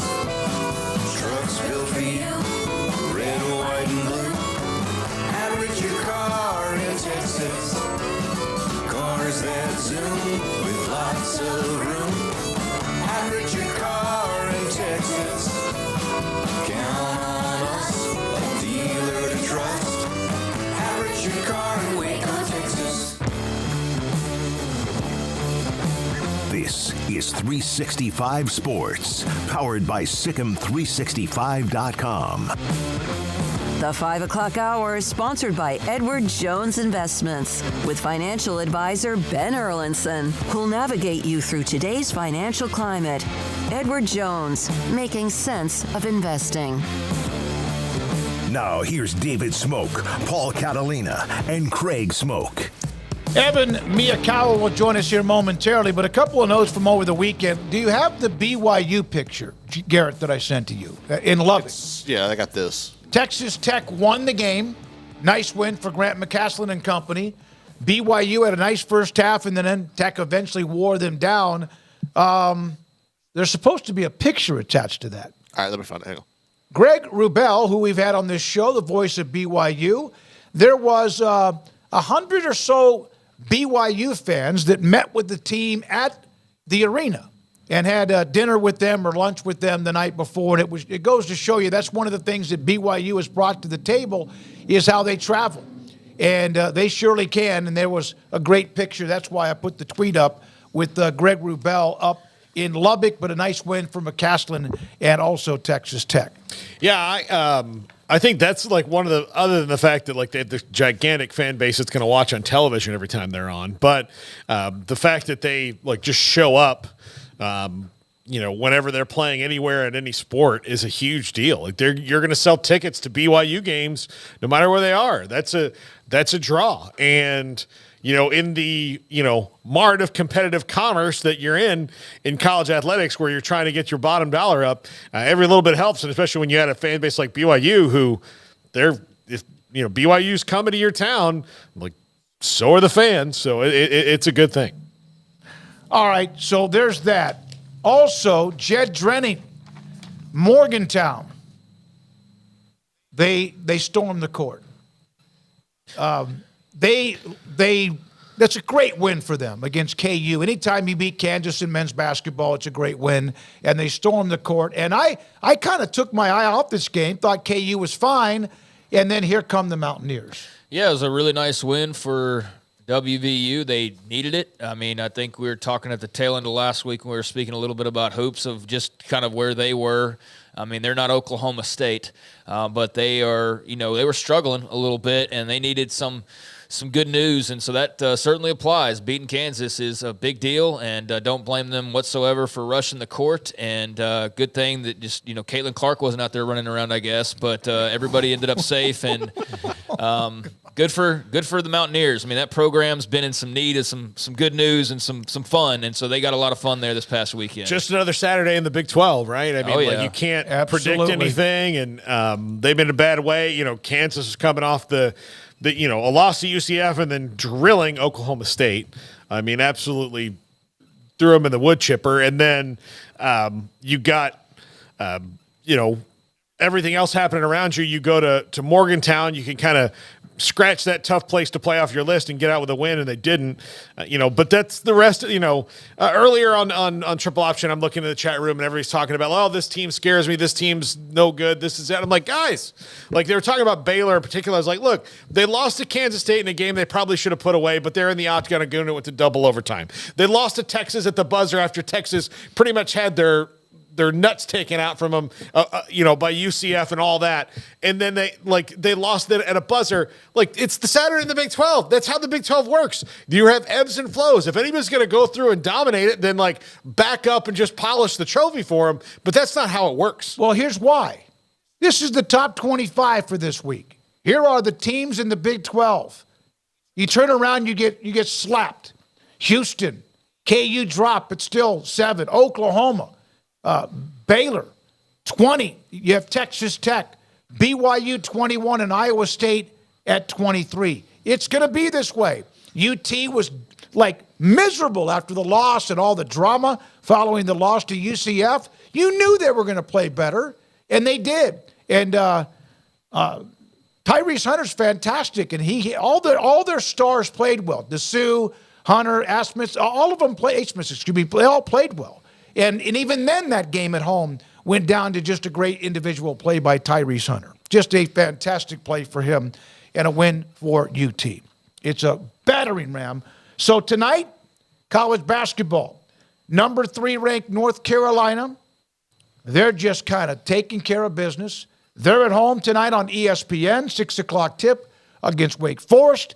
And then 2 hours later, or when it's ready, Kansas and Cincinnati. Kansas, that game at Allen Fieldhouse. And, of course, tonight over at the Foster Arena Pavilion, Kansas State number 4 against number 13 Baylor. Those are the games that we have for later tonight. And then, you look at tomorrow. Houston and BYU play, 2 top 25 teams. Texas now turns around, plays in Norman. They're 11. TCU's not ranked, and they're really good. It's crazy what you have. And eventually Kansas State, Iowa State, that game's a solo game on Wednesday night in Ames. And Kansas State's not ranked, but we know how good they are. And Iowa State is ranked at number 23. You want to come back with Evan? We'll come back, Evan Miyakawa. And men's basketball of what we kind of just mentioned and more. And this is 365 Sports. I told you guys last week about Kim Coulter's very generous gift to me of a gift certificate to Riverbend Liquor and Wine. I went in there. I had to wait and see when Amanda got back if there was anything she wanted to do. And so we'll go in there together and see if there's something we want. But I can't wait to go and try a new whiskey for the first time. It is... the best place to go to find all these kind of different things. And I already saw two different whiskey displays they had right at the front of the store about different Texas craft whiskeys, 2 brands I'd never heard of. One, I forget to talk about all the time, but I really do love it. It's called TX Whiskey. If you've not had it, you need to try it. And you can get it at Riverbend Liquor and Wine at Lakeshore Drive at North 19th Street and the downtown location on Franklin Avenue. They've got 2 locations to serve you. Great customer service. The best when it comes to craft bourbon and craft beers, especially the ones that are made right here in Texas. They specialize in stuff that's made in the Lone Star State. So if you're looking for stuff that is made here in Texas, Riverbend Liquor and Wine, Lakeshore Drive at North 19th Street, and now in downtown Waco, 2 great locations to serve you. Drive into the new year with confidence and excitement during the Start Something New sales event at Allen Samuels in Waco. Get incredible deals on our entire selection of new Ram trucks, Jeeps, SUVs, Chrysler sedans, or a sporty Dodge. Get more for less guaranteed. More value, more selection, more service, more trade-in allowance, and even more competitive financing. Hurry in and start 2024 with a bang. Shop the greatest selection of inventory in Central Texas at Allen Samuels in Waco. In-store or online at AllenSamuelsDCJ.com and make it unforgettable. With so many companies and policies out there, it gets so confusing shopping for insurance, and I never know if I'm getting the policy that's right for me. Luckily, I met the team at the Nitchie Group Insurance Agency. With the Nitchie Group, you can go to one company and get access to coverage options from many insurance carriers, and you get to speak to a real person about your specific coverage needs. With the Nitchie Group, I know I'm getting the right coverage at the right price. If you need insurance, talk to the experts at the Nitchie Group at 1-800-258-8302. Pizza, burgers, and Bears football. There's no place around Waco that serves them all other than Bubba's 33. Come show your green and gold and enjoy some of Waco's best food and beverages while watching your favorite team, the Bears. When real Bears fans get hungry, Bubba's 33 is the #1 spot for ice-cold drinks, hand-stretched, stone-baked pizzas, and bacon-infused burgers. Join us for indoor or patio dining. Bubba's 33, Waco's restaurant and proud supporter of Baylor Bears football. Sick 'em, Bears. Looking to connect with Baylor alums in your area? Baylor Alumni can help. Looking to host a watch party in your city? Baylor Alumni can get you started. Want to step out in your community and serve with other alums? Baylor Alumni is your connection with the university and each other. Let's get started. Learn how at baylor.edu/alumni. Parenting is full of surprises. You never know what to expect. So after our son was born, I called my Texas Farm Bureau insurance agent to set up a life insurance policy in case something happened to me. Sawyer is now 2. And we'll soon have a sister. There's no one else I would trust with protecting my family. Stop by and see our agents at one of our 3 McLennan County locations. Coverage and discounts are subject to qualifications and policy terms and may vary by situation. Samantha Duvall, TexasBeefHouse.com, farm-raised Wagyu beef, and of course it is spectacular. We've discussed it all the time, and you were right. Back when you had that online auction that went so incredibly well, that live auction too, that you were going to have more and more of them, and you've got one again scheduled for the end of the month. Yeah, so we've got another live auction, so it'll be in person or you can bid online. coming on Tuesday, January 30th. We're going to have dinner beforehand at 5 o'clock. We're going to have smash burgers. We're also going to have some of our steaks for steak tastings. That way you can taste test it and then bid on it. And then the auction will start at 6:15. So you'll be able to bid at our place in person here in Tyler, Texas, or you can bid online at cci.live. Tuesday, January 30th. And don't forget, you can also use the code SICK'EM10 for 10% off your order. Where is the best beef in Texas? Your house. When you ordered from Texas Beef House, unleash the flavor of Texas-raised Wagyu from our pasture to your plate at texasbeefhouse.com. 365 Sports is turbocharged by Unite Private Networks. Find out more at uniteprivatenetworks.com. Evan Miyakawa, EvanMIYA.com. I'm on his website right now. All of the analytics data. It's fun to just dig into it, from offense and defensive rankings to kill shots and also much more. Evan with Paul Craig. I'm David Smoak. Evan, thanks for your time. It's been too long. It's that time of the year. We appreciate everything you do for us. So Houston in their first year in the Big 12, and you have them right now. Are they the best team in the country? I definitely think it's arguable that they are. The advanced metrics certainly love them. I think public consensus would probably say that they have a little bit more to prove as they get into Big 12 play to kind of solidify their status as the best team in the country. But from what we've seen so far from them this season, from an advanced metrics perspective, as well as what we knew they had coming into the year, there's nothing that they've done so far to not suggest that they're one of the best, if not the best team in the country. Obviously, there's a couple other teams in that conversation right now, and they're not ranked number one in the AP poll as of today, but I definitely think they're very strong. Yeah, Evan, their record is not going to probably be what it was, when they were in the American, but could they actually be better than they have been? And that includes a couple of Final Four runs in the last few years.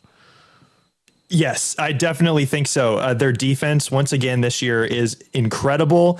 And their offense, while it's never going to be as strong as their defense, is still very good. And I think one of the struggles that we've seen with a team like Houston or a team like Gonzaga coming from a weaker conference and getting a 1 seed or a 2 seed in previous years is that you just don't have as much late season tough contests that prepare you for the tournament. Houston's not going to have a problem with that this year.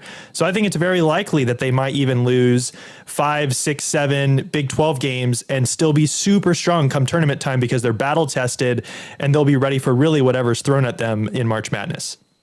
Evan, Texas Tech on top of the conference standings right now, along with K-State, just the one loss in conference play. What jumps out to you when you look at the numbers and what you've seen from Grant McCasland in this first year so far? It's definitely been very promising. They're ranked top 30 in the nation right now, according to my team ratings. That's certainly a step above what we expected from them. And, obviously, as we know, playing in Lubbock is really hard for other teams to win there. They have a great home court advantage. But I think they took care of their non-conference in a way that put them in a good position to have a strong foundation. And now, obviously, top of the conference, they've surprised some people. I wouldn't expect them to finish in the top 2 or 3, once we get to conference tournament time, but certainly setting up really well for them so far. Kansas State, they've had some clutch wins, including last week at home where they found a way to win the game in overtime against Scott Drew and company. What's missing from their resume, in your opinion? Yeah, I mean, looking at their resume, they just don't have quite as much of a, quality wins as they had last year. And they don't have, in terms of a roster standpoint, they don't have a go-to, two-man game like they had last year in Marquise Noel and Keontae Johnson. They just don't. And so I think Jerome Tang is a great coach, and I think he's done really well with them. But their offense in particular this year just isn't as good as last year. They're outside the top 100 nationally in my offensive ranking for teams. That's obviously a concern for them. Their defense is still really, really good, but they definitely need some work done to their offense to kind of see them reach similar levels to last season. You've got Baylor with the 4th ranked offense, but the 84th ranked defense. Is that why they just feel so wonky sometimes when you're watching them? Yes. On that note, going back in my database, this is the worst Baylor defense from an analytical perspective since 2016. we complained last year that their defense wasn't up to Baylor's usual standard in recent seasons, and this year is worse in terms of national ranking, which is pretty crazy to say. Like you mentioned, though, their offense is top 5 in the country. Right now, I have their offense only behind Purdue, Alabama, and UConn, who are all really great offensive forces. So the offense is not an issue, but the consistency on the defensive end, the ability to, not trade blow for blow, but actually get stops and build leads, has been a struggle for them so far this year. Evan Miyakawa with us. Evan Mia again, MIYA online if you want just a bucket load of information right in front of your eyes. Craig? So, Evan, Rodney Terry and company needed that win. They were very excited about that this past weekend. But how do you feel about Texas at this point? Are they, a team with the potential to be near the top of the standings when all is said and done? Or are they looking like a middle-of-the-road team? What are your impressions on the Longhorns? I think one of the funny things about being in a conference as loaded as the Big 12 is that a team like Texas profiles to have a lower seed or a worse seed in the Big 12 tournament than they will actually have in March Madness if they got there, just because of how crazy good the Big 12 is. So right now I have Texas, I think 9th or 10th in the Big 12, and that's still top 40 in the entire country. So, with that being said, I do think there's a little bit of a disparity right now between, kind of how the human AP voters see Texas and where the advanced analytics have them. Texas, has been in or around the top 25 for most of the season, but the advanced metrics haven't really shown that they're that good. So, getting that win this week was huge for them, but especially in a crowded Big 12, they're still kind of in the bottom half there.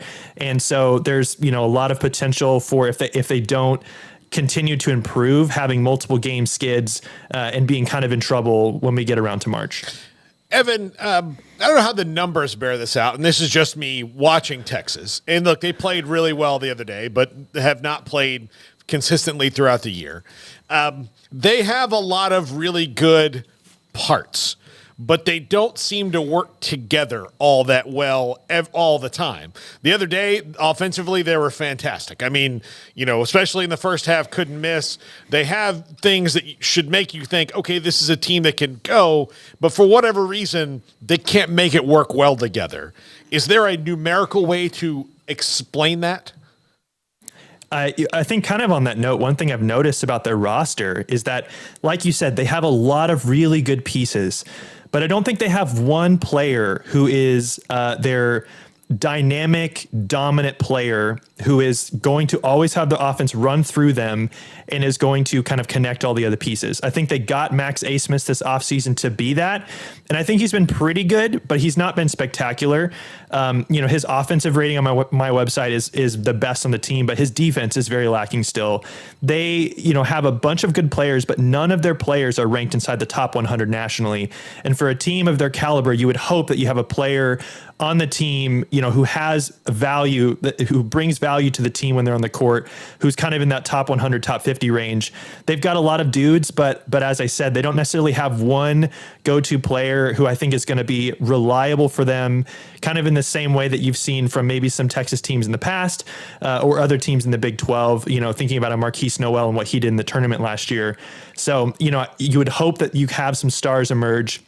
I like a guy like Dylan Mitchell. He's been talked about for years, and hopefully he's having a really good season this year. Obviously got a lot of potential there. You need to extract more from a guy like Caden Shedrick, who's got a lot of potential coming from Virginia, but again, hasn't played as much as you would like. So there's definitely potential there for sure to improve. So you mentioned Baylor 84 defensively. Where is the weakness? Besides apparently totally sure. Everywhere, right? I mean, yeah. Yeah, I don't necessarily know if you could point to, say, like one player or one scheme that they're doing differently. We know that Scott Drew can coach defense. So, from a numbers perspective, I don't necessarily have a solution. I certainly think you would hope with, a lot of the new pieces that they have this year, that it's just a matter of gelling the longer they go into the season, and that by the time you get to the tournament, they've really got their defensive schemes and principles nailed down. I really like what I've seen from a guy like Jacoby Walter defensively. He can be on and off, but at his best, we've seen a ton of really good defensive intensity, which is something you don't typically say for a freshman. But when you get a guy like him and Yves Misi really elite defensively that can kind of lift the rest of the team up. So you hope to see more consistent performance from those two because, the veterans will just kind of come around them and hopefully make this defense better as a whole. Evan, nationally, with what UConn's doing, obviously Purdue with Edey, they're really good, but they've also been vulnerable and lost a game to Nebraska, who's an average team, maybe better than they've been in a long, long time. Who nationally, outside of the Big 12, is maybe flying under the radar? If I had to pick one team looking right now at my top 10, I might go with Tennessee. Tennessee teams, especially with Rick Barnes at the helm, have not typically been trusted come tournament time just because the track record isn't there. And they're typically a very defensive-minded team first, and that's, always gets good regular season results. But if you don't have an offense that can produce, how well are they going to do in the tournament? But with that said, I have them top 5 in the country, and they've been kind of there or thereabouts for a long time. I think it's really difficult to pick out who the elite teams are this year, partly because in a lot of these top conferences, winning on the road this year has been really hard. Every single good team has lost a game or 2 or 3 in conference play on the road. It's really, really hard to win on the road. So when you go on the road and win pretty much against anybody, that's not a given. And so I like a team like Tennessee because they're stifling defensively, and now they have an offensive weapon that they haven't had in previous years. And Dalton Connect, the transfer from Northern Colorado, he's been awesome. He's been a big shot maker. So I really like him. I think he's a star and definitely gives them a different dimension offensively than they've had in the past. Evan, tell everybody how you crunched the numbers and kind of how you started this and where they can find you. I've given your website, evanmiya.com. Well, as you know, I watch every single game every night and put all the numbers in a spreadsheet. It takes me about 8 or 9 hours. I don't sleep at all. No, obviously I don't do that. I have a lot of automated data sources that can kind of help fill this stuff out for me. But for those who don't know, I was in grad school at Baylor getting my PhD in statistics when I started this website. And I actually think being on the radio with Sikkim 365 was probably my first radio or podcast that I ever did. So I'm really grateful to you guys for being, one of the first opportunities that I ever got. Well, yeah, I remember when you jumped into it, and now look at you. You're famous. And so we will always want to get credit for that. Yeah, we need to get you a coffee sponsor for your website there, Evan. I mean, based on your background. Yeah, I see that. Yes, I do like to collect coffee from all over the place. I didn't know if that was just books you'd read, and then I started realizing it was a bunch of coffee. That's a ton of it. That's how do you think he gets all these numbers crunched? Yeah. Especially when he watches every game every single night and never sleeps. Evan, I want to go back to a question in the chat room. You mentioned, Paul mentioned Texas. They have Hunter, DeSue, Mitchell, Asmus, all these guys, plus the transfer in Shedrick, and yet it doesn't seem like it's working. And you have DeSue as their highest-rated player at 115. And when you think about it, there's 5,000 basketball players. What is it about him that would not put him, or that does not put him among the top 50 or 75? Because I thought he carried that team on his back last year. It's actually really just a lack of sample size on the season. If he were to play the same way the rest of the season, play 20-plus minutes a game, he would not be outside the top 100 anymore by the time we get to the end of the season. So I think it's partly just the fact that he needs to produce this more in order for the statistical model that measures these things to become more confident in his ability. But certainly what he's shown so far, he's moving up in the right direction. All right, Grant McCaslin in Texas Tech. He just loves to talk about defense and what they've done. Your thoughts about what they've accomplished so far? Well, again, I love Grant McCaslin, and I thought he was a great hire for Texas Tech, establishing his principles quickly, but still being able to be flexible and not, just use the same system he had at North Texas, but, adapt to the Big 12. I've been really impressed with him so far. Thank you, buddy. Appreciate your time. Evan Miyakawa, Kawa's Basketball Advanced Analytics, evanmiya.com, and you can go on there and look at all the numbers and crunch the numbers. Some of you have asked about the numbers, and he made the comment about DeSue, more consistent, needs more oomph, but a heck of a player. When he, Mitchell, Asmus, and God, I just went blank on the other name. When they all play at once like they did on Hunter, my God, how do I forget him? when they all play at the same time, they're going to be hard to beat. The problem is they're not all playing well consistently enough every single time out. But I think that this sometimes happens when you build teams through the portal like they have, because, Hunter's a transfer, Ace was a transfer,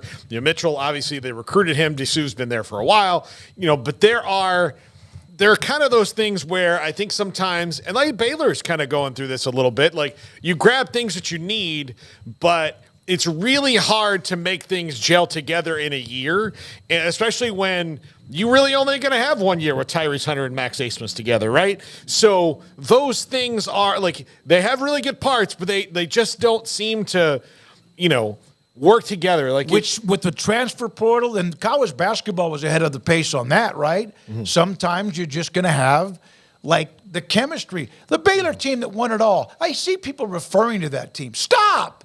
Mm-hmm. Stop. That team had been playing together for a long, long time, had a bunch of transfers, and that team was great. Statistically dominant, great. Don't compare them to that. You just can't do it because those guys are gone. All right, when we come back, Paul Catalina and his top 5. Texas Farm Bureau Insurance has been proudly serving Texans across the state for over 60 years. Call 254-772-8090 to find an agent who will provide a free review of your auto, home, and life coverage.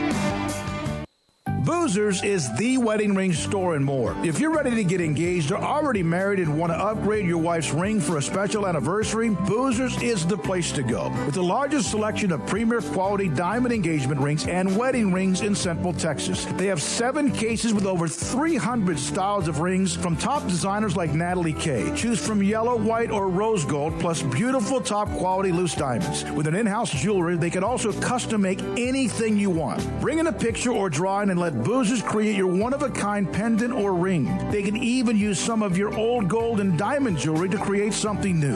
At Boozers, you'll find a great selection of quality timepieces, and Boozers is the place for expert watch maintenance and repairs, too. They specialize in expert Rolex watch repair for fine jewelry, watches, custom work, and more. Go to Boozers on Valley Mills and Lake Air Drive in Waco. Boozers, the wedding ring store and more. It's time for Paul Catalina's Top 5, brought to you by Texas Beef House. Where's the best beef in Texas? Your house when you order from Texas Beef House. Unleash the flavor of Texas-raised Wagyu. From our pasture to your plate, TexasBeefHouse.com.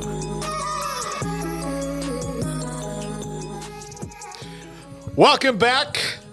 Emery didn't get to use his portal little icon. I'm going to tell you afterward what I think it looks like, but I'm not going to say it here because Smokey will blush and then I'll get in trouble and it won't be. But I'm going to tell you what I think it looks like. But top 5 portal hauls so far, and this is, to me, I went back and looked, especially after the weekend that Ohio State had, like who's got the quantity plus the quality overall, because you can get numbers, right? You can go and get numbers. Like, for example, A&M has 22 transfers, Smokey. Did you know that? No. They have 22. No. They are ranked by On3 at like 54, at 24/7 they're like 48. So they're not like, even with all those players, and I actually think with all those players that have got them a very middle-of-the-road transfer class by the rating services, they'll probably be a better team because they've got some worker bees. That's what they needed. That's how Mike Elko is going to build this team. But this is the combination of classes that are the best overall when it comes to quantity plus quality. Number 5, Oregon. This one, only 10 when it comes to quantity, but when you look at the transfers in quality-wise, when you have Evan Stewart from A&M, Cam Alexander, a really good cornerback from UTSA, Kobe Savage, who we know from Kansas State, Dante Moore, and Dylan Gabriel alone. Before you get into some of the guys that are maybe a little less accomplished but kind of fit their system, that is quality ads that they have. And I mean, I can't imagine a more perfect fit for talent to offense to what they're going to have at quarterback for Evan Stewart and Dylan Gabriel to go attack that offense at Oregon together. Yeah, I'm really excited to see what Evan Stewart does. think that he's got a lot of talent. I feel like he gets mentioned with all the top receivers, and so we'll see if this is the light switching on for him to have a massive, campaign next year. Certainly a lot of expectations, and when you've got the guy that's going to be delivering the ball to you and Dylan Gabriel now, in addition to that, that should be a dynamite combination there. But they've killed it everywhere else too. I mean, you've gotten your quarterback for right now, but then for the future as well. And just a lot of quality name guys. Kobe Savage. I mean, you went down the list of the top names, but the Dylan Gabriel thing, I just figured he was going to go off and try to make it in the NFL or something. Crazy me for thinking that he was, not going to stick around and have another year at another school. But that's a huge get for Oregon, and they're a team that you can senses that they're right there on the doorstep, knocking, and that they want to bust it open before Phil Knight goes, and they're all in right now. I got the impression, and maybe just not paying attention enough to exactly what was always being said, but I got the impression Oklahoma wanted to move forward without Dylan Gabriel. Yeah, there was some of that. Yeah, absolutely. I don't know. I just am not always thinking about the next thing, so I was just kind of enjoying Dylan Gabriel, and all the talk was already about Jackson Arnold, and then I guess Dylan Gabriel in his head was already thinking about his next move, and I just wasn't. I was just following everything else, so that all happened as quickly as it did, and it was like, yeah, okay. I mean, both parties seem to be excited about it. Oregon's got their quarterback to replace Bo Nix, and Oklahoma's got the guy that they've been, promoting now for well over a year as the next big thing. So we'll see next year, but yeah, Oregon's been on fire and definitely out there taking full advantage of their success and their momentum in their NIL game. Number 4. I have them at 4. A lot of people have them at 1, and they deservedly so, because every player that they've gotten in, it's probably going to play a lot for them. Jeff Brom is coming off an amazing year, and he's capitalizing on that. The reason I ranked them this low, in spite of the fact that they've gotten all these guys, especially, dudes out of the SEC, 3 from Tennessee, what they've done with getting a sought-after, Ivy League guy in Thor Griffith, who's 6'2", 320, nose tackle to eat up space in the middle. Wide receivers like Colin Lacey, who was great at South Alabama, and guys who are going to contribute all over the field, not to mention running back Penny Boone, who jumps up a level, who's a big, powerful, every down kind of a back that you have. Dave McCullough from Oklahoma at safety. All these things they've done.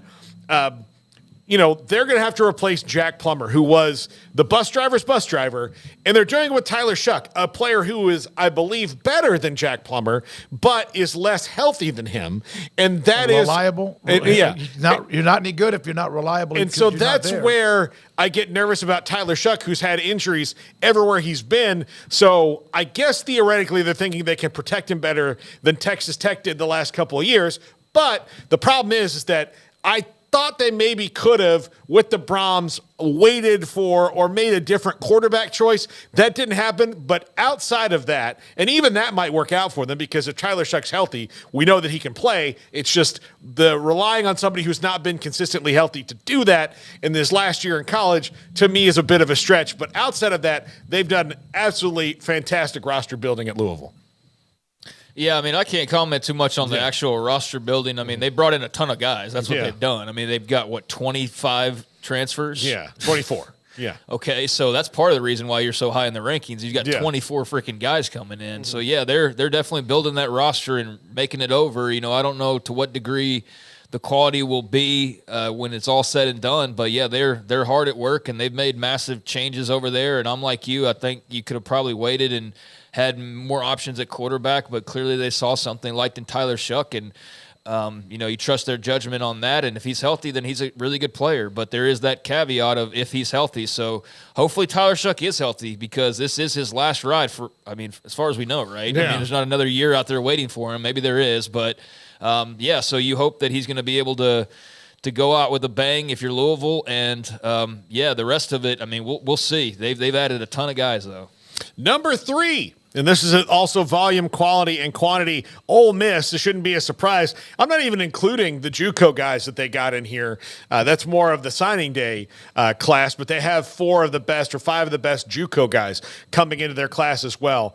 They've got a ton of guys coming in, of course, headlined by Walter Nolan and Princely Umalian, Juice Wells from South Carolina, Diego Pounds from North Carolina, Key Lawrence from Oklahoma, and just players kind of all across the board at different positions of need for them. Chris Paul from Arkansas is a really good linebacker as well that they've added, including other people at positions of need. They are certainly going for it. I'm curious to see how this all works out in the long run for them. But you could have, maybe been on this list, especially based on the next two, with just the guys I mentioned as far as quality adds that they've made through the portal.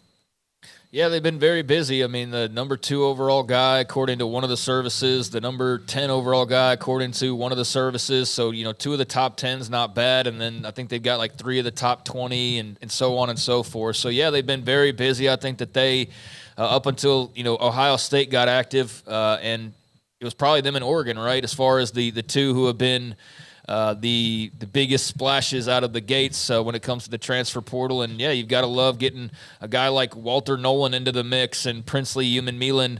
That really upgrades your defensive line and your pass rushing presence, and that's something that can take a team who's pretty good or really good and make them great. And so that's what I think you're banking on and hoping for if you're Lane Kiffin right there with those top 2 guys. But yeah, they've been very active, and no reason to not be very excited about how things are taking shape for next season. Number 2, only 7 transfers, but 6 of them are going to play a lot for them. And the 7th probably will, but we'll see. Texas has 7 guys. The most recent being tight end Andre Niblack, who is going to be their starting tight end, and he was really well thought of by Nick Saban. Silas Bolden, Isaiah Bond, and Matthew Golden to fill out that wide receiver room, which is going to be really, really interesting. Trey Moore and Andrew McCuba, who are both going to start and play a ton on defense. And the only one you have to wonder about, although he was a super highly rated recruit when he came out of Duncanville, is linebacker Kendrick Blackshear. And we'll see what happens with him if he fits better. But he didn't reach those numbers at Alabama. It's worth a look for Texas to get a guy he's playing behind really good people. And also some dinged upness, and that maybe coming back into his home state helps him out. He's you got a scholarship for a guy like that, you give a scholarship to a guy like that. But I would, of all the people on this list, he's the one I would temper expectations for. The rest are plug and play and go and continue to try to win conference titles. Yeah, this is the thing I was talking about the other day. If you're a lot of these teams at the top, like a Texas, with your NIL game set up the way that it is and just your normal appeal as a brand, you should never really worry too much about losing a ton of guys and then having a fall off the next year. So here's a team who's losing massive amounts of talent, and they've already, in less than a month's time, replaced it all. I mean, for the most part, right? Yeah. On paper, they have. And like the others that you're mentioning here. So, yeah, I think that they've set themselves up really well of all the questions that you might have had about NFL declarations and all of those different types of decisions that can affect your roster. I think they've gone and already attacked and addressed those for the most part, and now you already have a good feel for who's okay. How do you feel about A.D. Mitchell leaving and Xavier Worthy? All right, well, you go and you get a guy like Bond from Alabama, and so and Matthew Golden from Houston, and so yeah, they've done a really great job of tightening up any holes in their roster, and they're about to add at some point Jabbar Muhammad. I mean, that seems like it's as done of a deal as it can possibly be. So there's another answer for you in your secondary with a really nice player. So yeah, they've had a great run so far. Those 2 guys will, like Andrew McCuba, especially since safety was kind of their weakest spot. When you look at it from last year overall, he's going to make their team better just by being there because he's a stud. Yeah, their secondary definitely was an area that after the season you looked at and said, all right, where could they get better the quickest? And that's an area just from pure going and grabbing talent you could do that. And so yeah, they've grabbed, we'll see with Muhammad, but I mean that's like a 99.9% percentage chance thing. That seems like it's a done deal, just not official. But yeah, with those 2, they've got a really nice pair of defenders there in the secondary that they now can play around with next year. So yeah, they've hit all the areas of need. I might be missing something that they haven't quite done just yet, but as far as the positions where there's going to be the most exodus, they seem to have really had a good run so far. Yep. And number 1 shouldn't be a shock after the weekend, Ohio State. They have 6 guys in.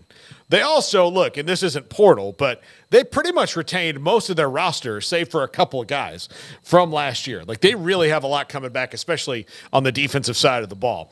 But, look, they just went and got the number one high school quarterback from last year, and that's technically a portal haul because he was at Alabama, and now he's there.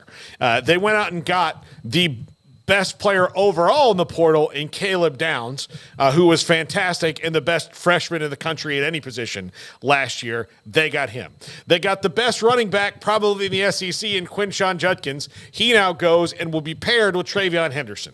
They needed a starting center. Well, they went and got Seth McLaughlin. Didn't play his best game against Michigan and had some struggles, but still a dude who was the starting center to Alabama, so let's not pretend like he was playing at, Sonoma State. Yeah, Saban doesn't know ball. He just had that dude out there. He sucked, but Saban didn't know anything. Yeah, exactly. Right. So, he had some struggles, but again, a lot of that you can coach him up. Will Howard going to come in and start, won a conference title in the Big 12, and the least of which is a dude from Ohio named Will Kazmarek, who's a tight end, who's going to step in and start for Cade Stover. So 6 out of 6 are going to contribute in some way. And look, Julian's they're not done yet either. Probably. And they're not done yet. Julian's saying, obviously that's a future play right there. But of those 6, 5 of them are going to start for them this year as they make another run towards the Big 12 title or Big 10 title, if they can do that.